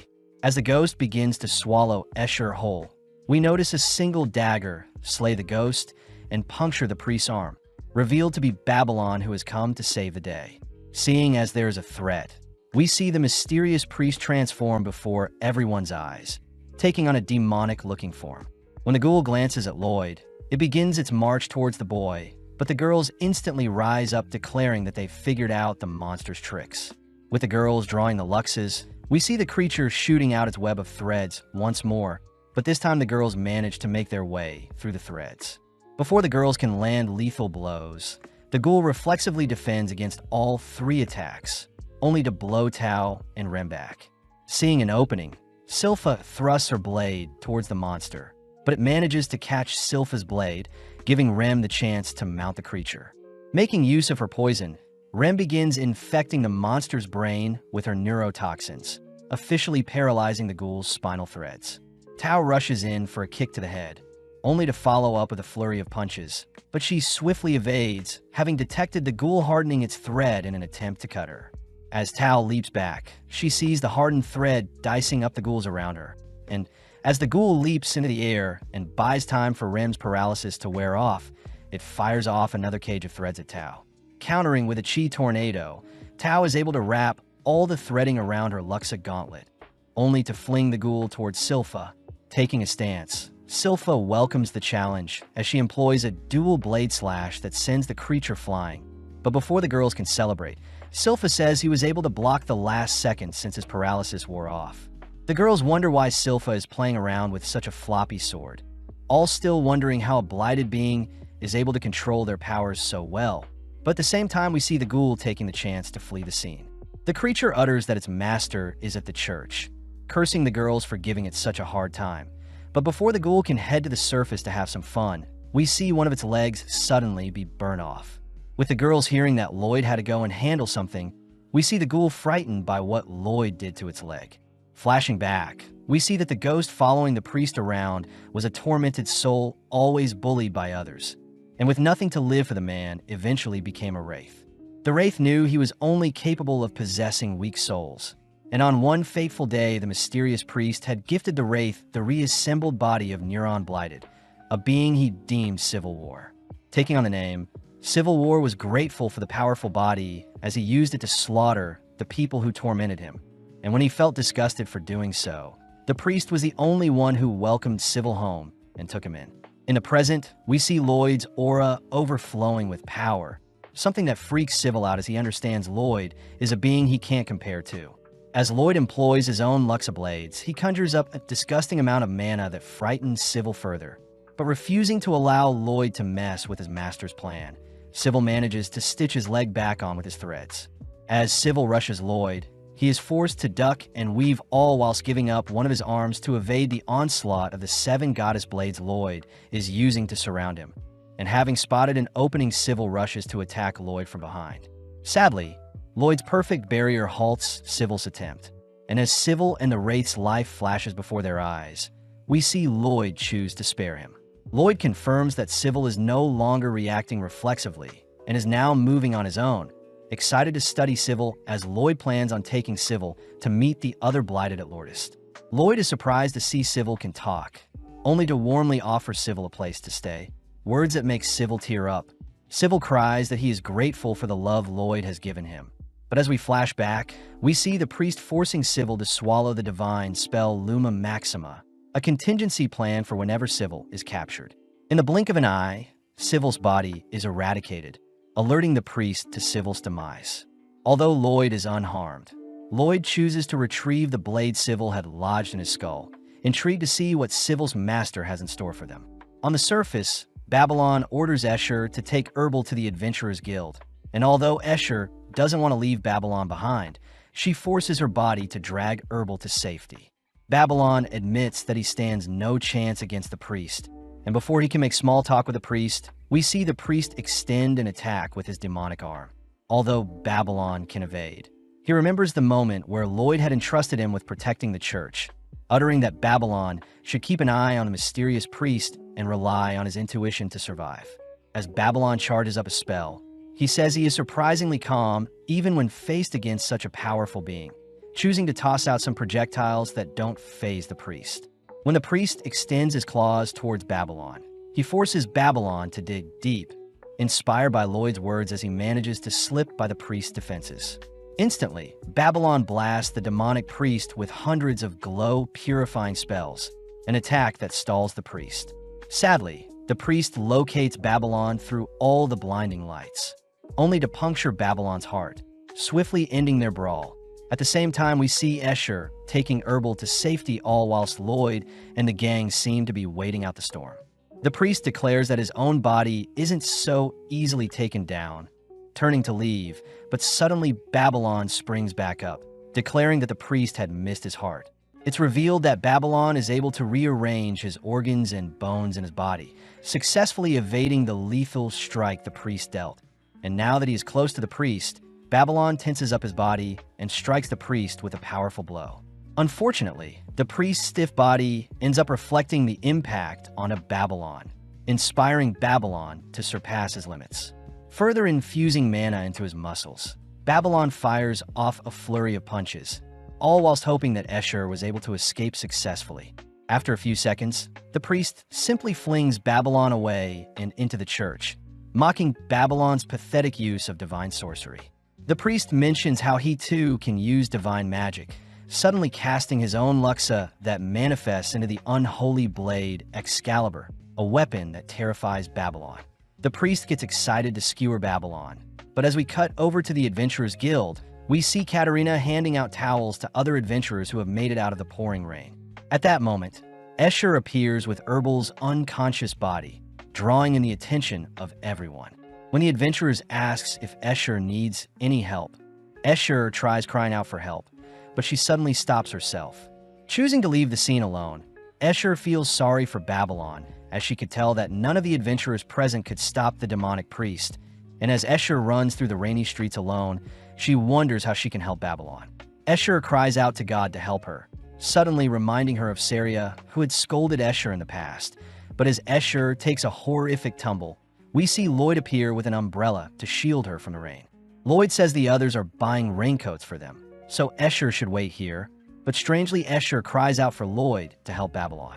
Realizing she was asking a mere child to do the impossible, Escher quickly wipes away her tears, but before she can correct herself, Lloyd has already disappeared. At the church, Lloyd is horrified to see Babylon bleeding horrendously, having been punctured with hundreds of luxes. Cutting over to Babylon's view, we see him speaking with Jade, uttering that he doesn't regret giving up his life to save Escher's. Before Babylon can ask to catch up with Jade, Jade suddenly points Babylon to some singing that seems to rejuvenate Babylon. And as Babylon heads towards the singing, he nonchalantly passes by two mysterious people.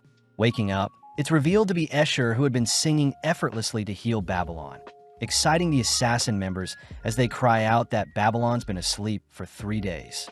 Babylon hears that Lloyd had taken his body to Lourdes for Escher to heal, all whilst Tao was stationed at the church.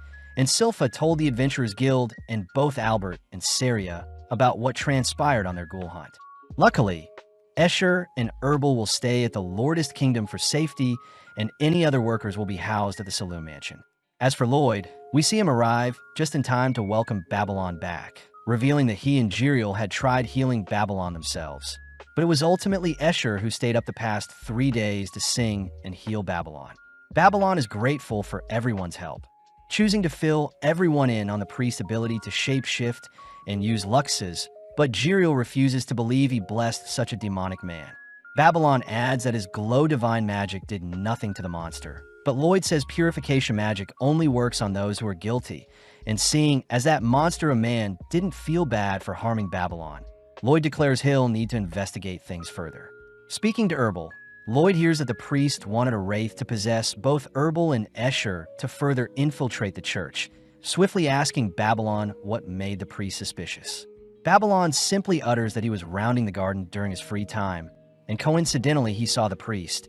And seeing as Escher had mentioned that the priest hated her singing, Lloyd deduces that something is off with the garden. As the gang return to the church, they're amazed to see the two crooks have been hard at work tidying things up, but Babylon sees that something is bugging Escher. Lloyd asks Tao if anything happened while he was gone, hearing that Katerina came by to learn about the incident, but right on cue Katerina appears. Katerina is clearly pissed off at what the priest had done, revealing that she had reported the attack to the church's headquarters. At the same time, we follow Pope Gaetan receiving news of the attack by the mysterious priest. And when the Pope and his followers hear that the man was using the Luxus spell, they refuse to believe such a monster could have been using divine magic. The followers even begin accusing Babylon of spreading false rumors, but Gaetan silences everyone, declaring that they'll request Katerina to submit some evidence if they want the church to act on anything. Katerina is clearly pissed that the Pope doesn't believe them, apologizing to the gang, as it seems the Adventurers Guild won't be of much help to them. But Lloyd declares they'll destroy the garden if it means they can gather some evidence. Herbal reminds everyone that such a sacred place shouldn't be tampered with, but Lloyd says he can't use Shiro, seeing as he's been acting weird lately. Taking charge, Crow uses his cursed speech to command the surrounding crows to help them look for any leads nearby, all while Shiro continues to play with a garden pillar nearby. At that moment, we see Saria arriving with Rem and Silpha, all relieved to see that Babylon is safe, but Saria is more annoyed that Escher skipped out on her recital, choosing to punish Escher with some slaps. Saria asks if Escher will be ready for their recital in 3 days, something that makes Escher flinch, but this makes Babylon speak up. Babylon says Escher may still be in danger, so it would be best to cancel the recital. But with a cold glare, Saria says she'll perform alone and that the recital must go on. As Saria leaves, we see Crow point to a location at the center of the garden that his crows are interested in, prompting Silpha to feel around only to trigger a pressure plate. With a hatch now opening up, we see a dense amount of musk fill the surrounding area, a smell that alerts Shiro. Grinning, Lloyd says the hatch is made of a material that prevents detection by magic and chi. And as Lloyd begins his descent into the basement below, we see Babylon wishing everyone the best. Out of nowhere, Escher cries that she wants to go as well, something the gang isn't opposed to, as we see that Escher needs to overcome whatever is plaguing her mind. Following Shiro, we see him still freaked out by the gang's discovery, but refusing to leave his master behind. Shiro rushes after everyone and into the smell pit. On the other side, we see the gang stumble onto a horrifying sight, all speechless upon seeing various massive green test tubes that seem to be preserving strange entities. Flashing back, we follow the moment when Babylon's lifeless body was taken back to Lordist, something that horrified the assassin members as they refused to believe another one of their family members had been slain. When Escher offered to sing to heal him, Talia had to hold herself back from slapping Escher, reminding Escher that a priest was the one that harmed Babylon.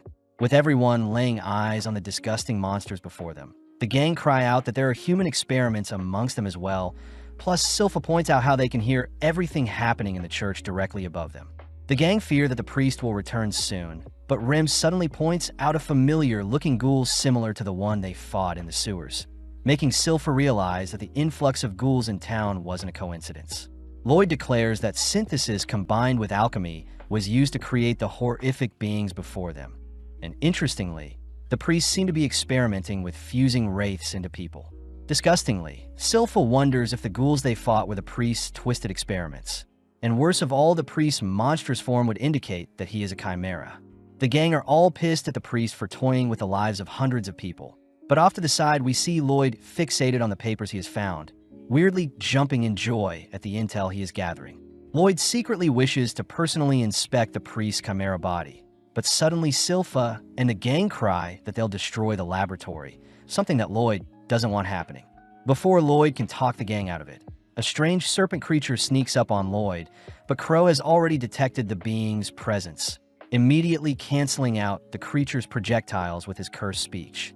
Seeing the creature to be a Lamia, the gang wonder how they'll put it down, but Lloyd sternly orders Crow to capture and not slay the monster. With the Lamia charging up a wind breath, we see Rem and Crow rushing towards the eye of the storm, all whilst Galilea erects a web barrier to protect the others. The gang are surprised when the Lamia erects a barrier of her own to ward off Rem's advances. But luckily, Crow's cursed speech easily passes through the mana barrier, ultimately bringing the Lamia to her knees. Upon closer inspection, Lloyd confirms that the Lamia is actually a human, a revelation that makes everyone sick.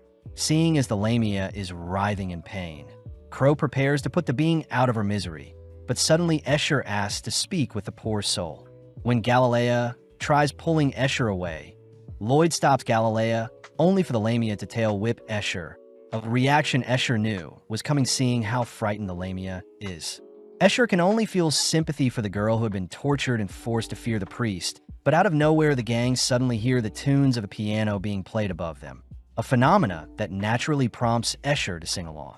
Apparently, when Escher had asked to sing to Babylon, she had made it her mission to revive him with her singing, and it was thanks to her singing for 12 hours straight that ultimately softened the severity of Babylon's lethal wounds. In the present, both Escher's singing and Saria's melody both interweave to cleanse the Lamia from her curse. And interestingly, the girl seems to recognize Escher's singing and Saria's melodies, as it was ultimately their music that gave her the strength to hold onto her humanity. Having come to her senses, the Lamia apologizes for attacking Escher, but Escher can only embrace the poor girl, feeling bad for the horrible experiments performed on her. In the aftermath, we see Albert informed of the secret laboratory beneath the church, but off to the side, we see the Lamia girl given the name Lami, all whilst apologizing, seeing as she doesn't remember who she is. Lloyd reasons that Lami may have been an adventurer in the past, reassuring the girl that she can live in Lordist, where she'll be welcomed with open arms. And interestingly, Lami says she found an old-looking Rosalie left behind by the mysterious priest. As Lloyd inspects the item, he hears that the priest hates all gods, but Lloyd takes the chance to show off the notes he snatched up before the laboratory was completely destroyed. Although Escher is opposed to Lami seeing the papers in fear of her, reliving her traumas, Lloyd corrects her seeing as the mana signature used to fuse Lami and her serpent body is far too complex for Lloyd to decipher, and it seems their best bet would be for Lami herself to study up and investigate how her monstrous body was created in the first place. Feeling a sense of warmth coming from Lloyd, Lami cries she'll overcome her trauma, something that makes Escher run off. Escher chooses to meet up with Saria, surprised to see Saria is enjoying some home-baked macarons Babylon had whipped up, only to cry that she'll sing alongside Saria for the upcoming Advent Festival. Sadly, later that day, we see Albert adoring Lloyd, only to regretfully announce that the upcoming festival will be canceled.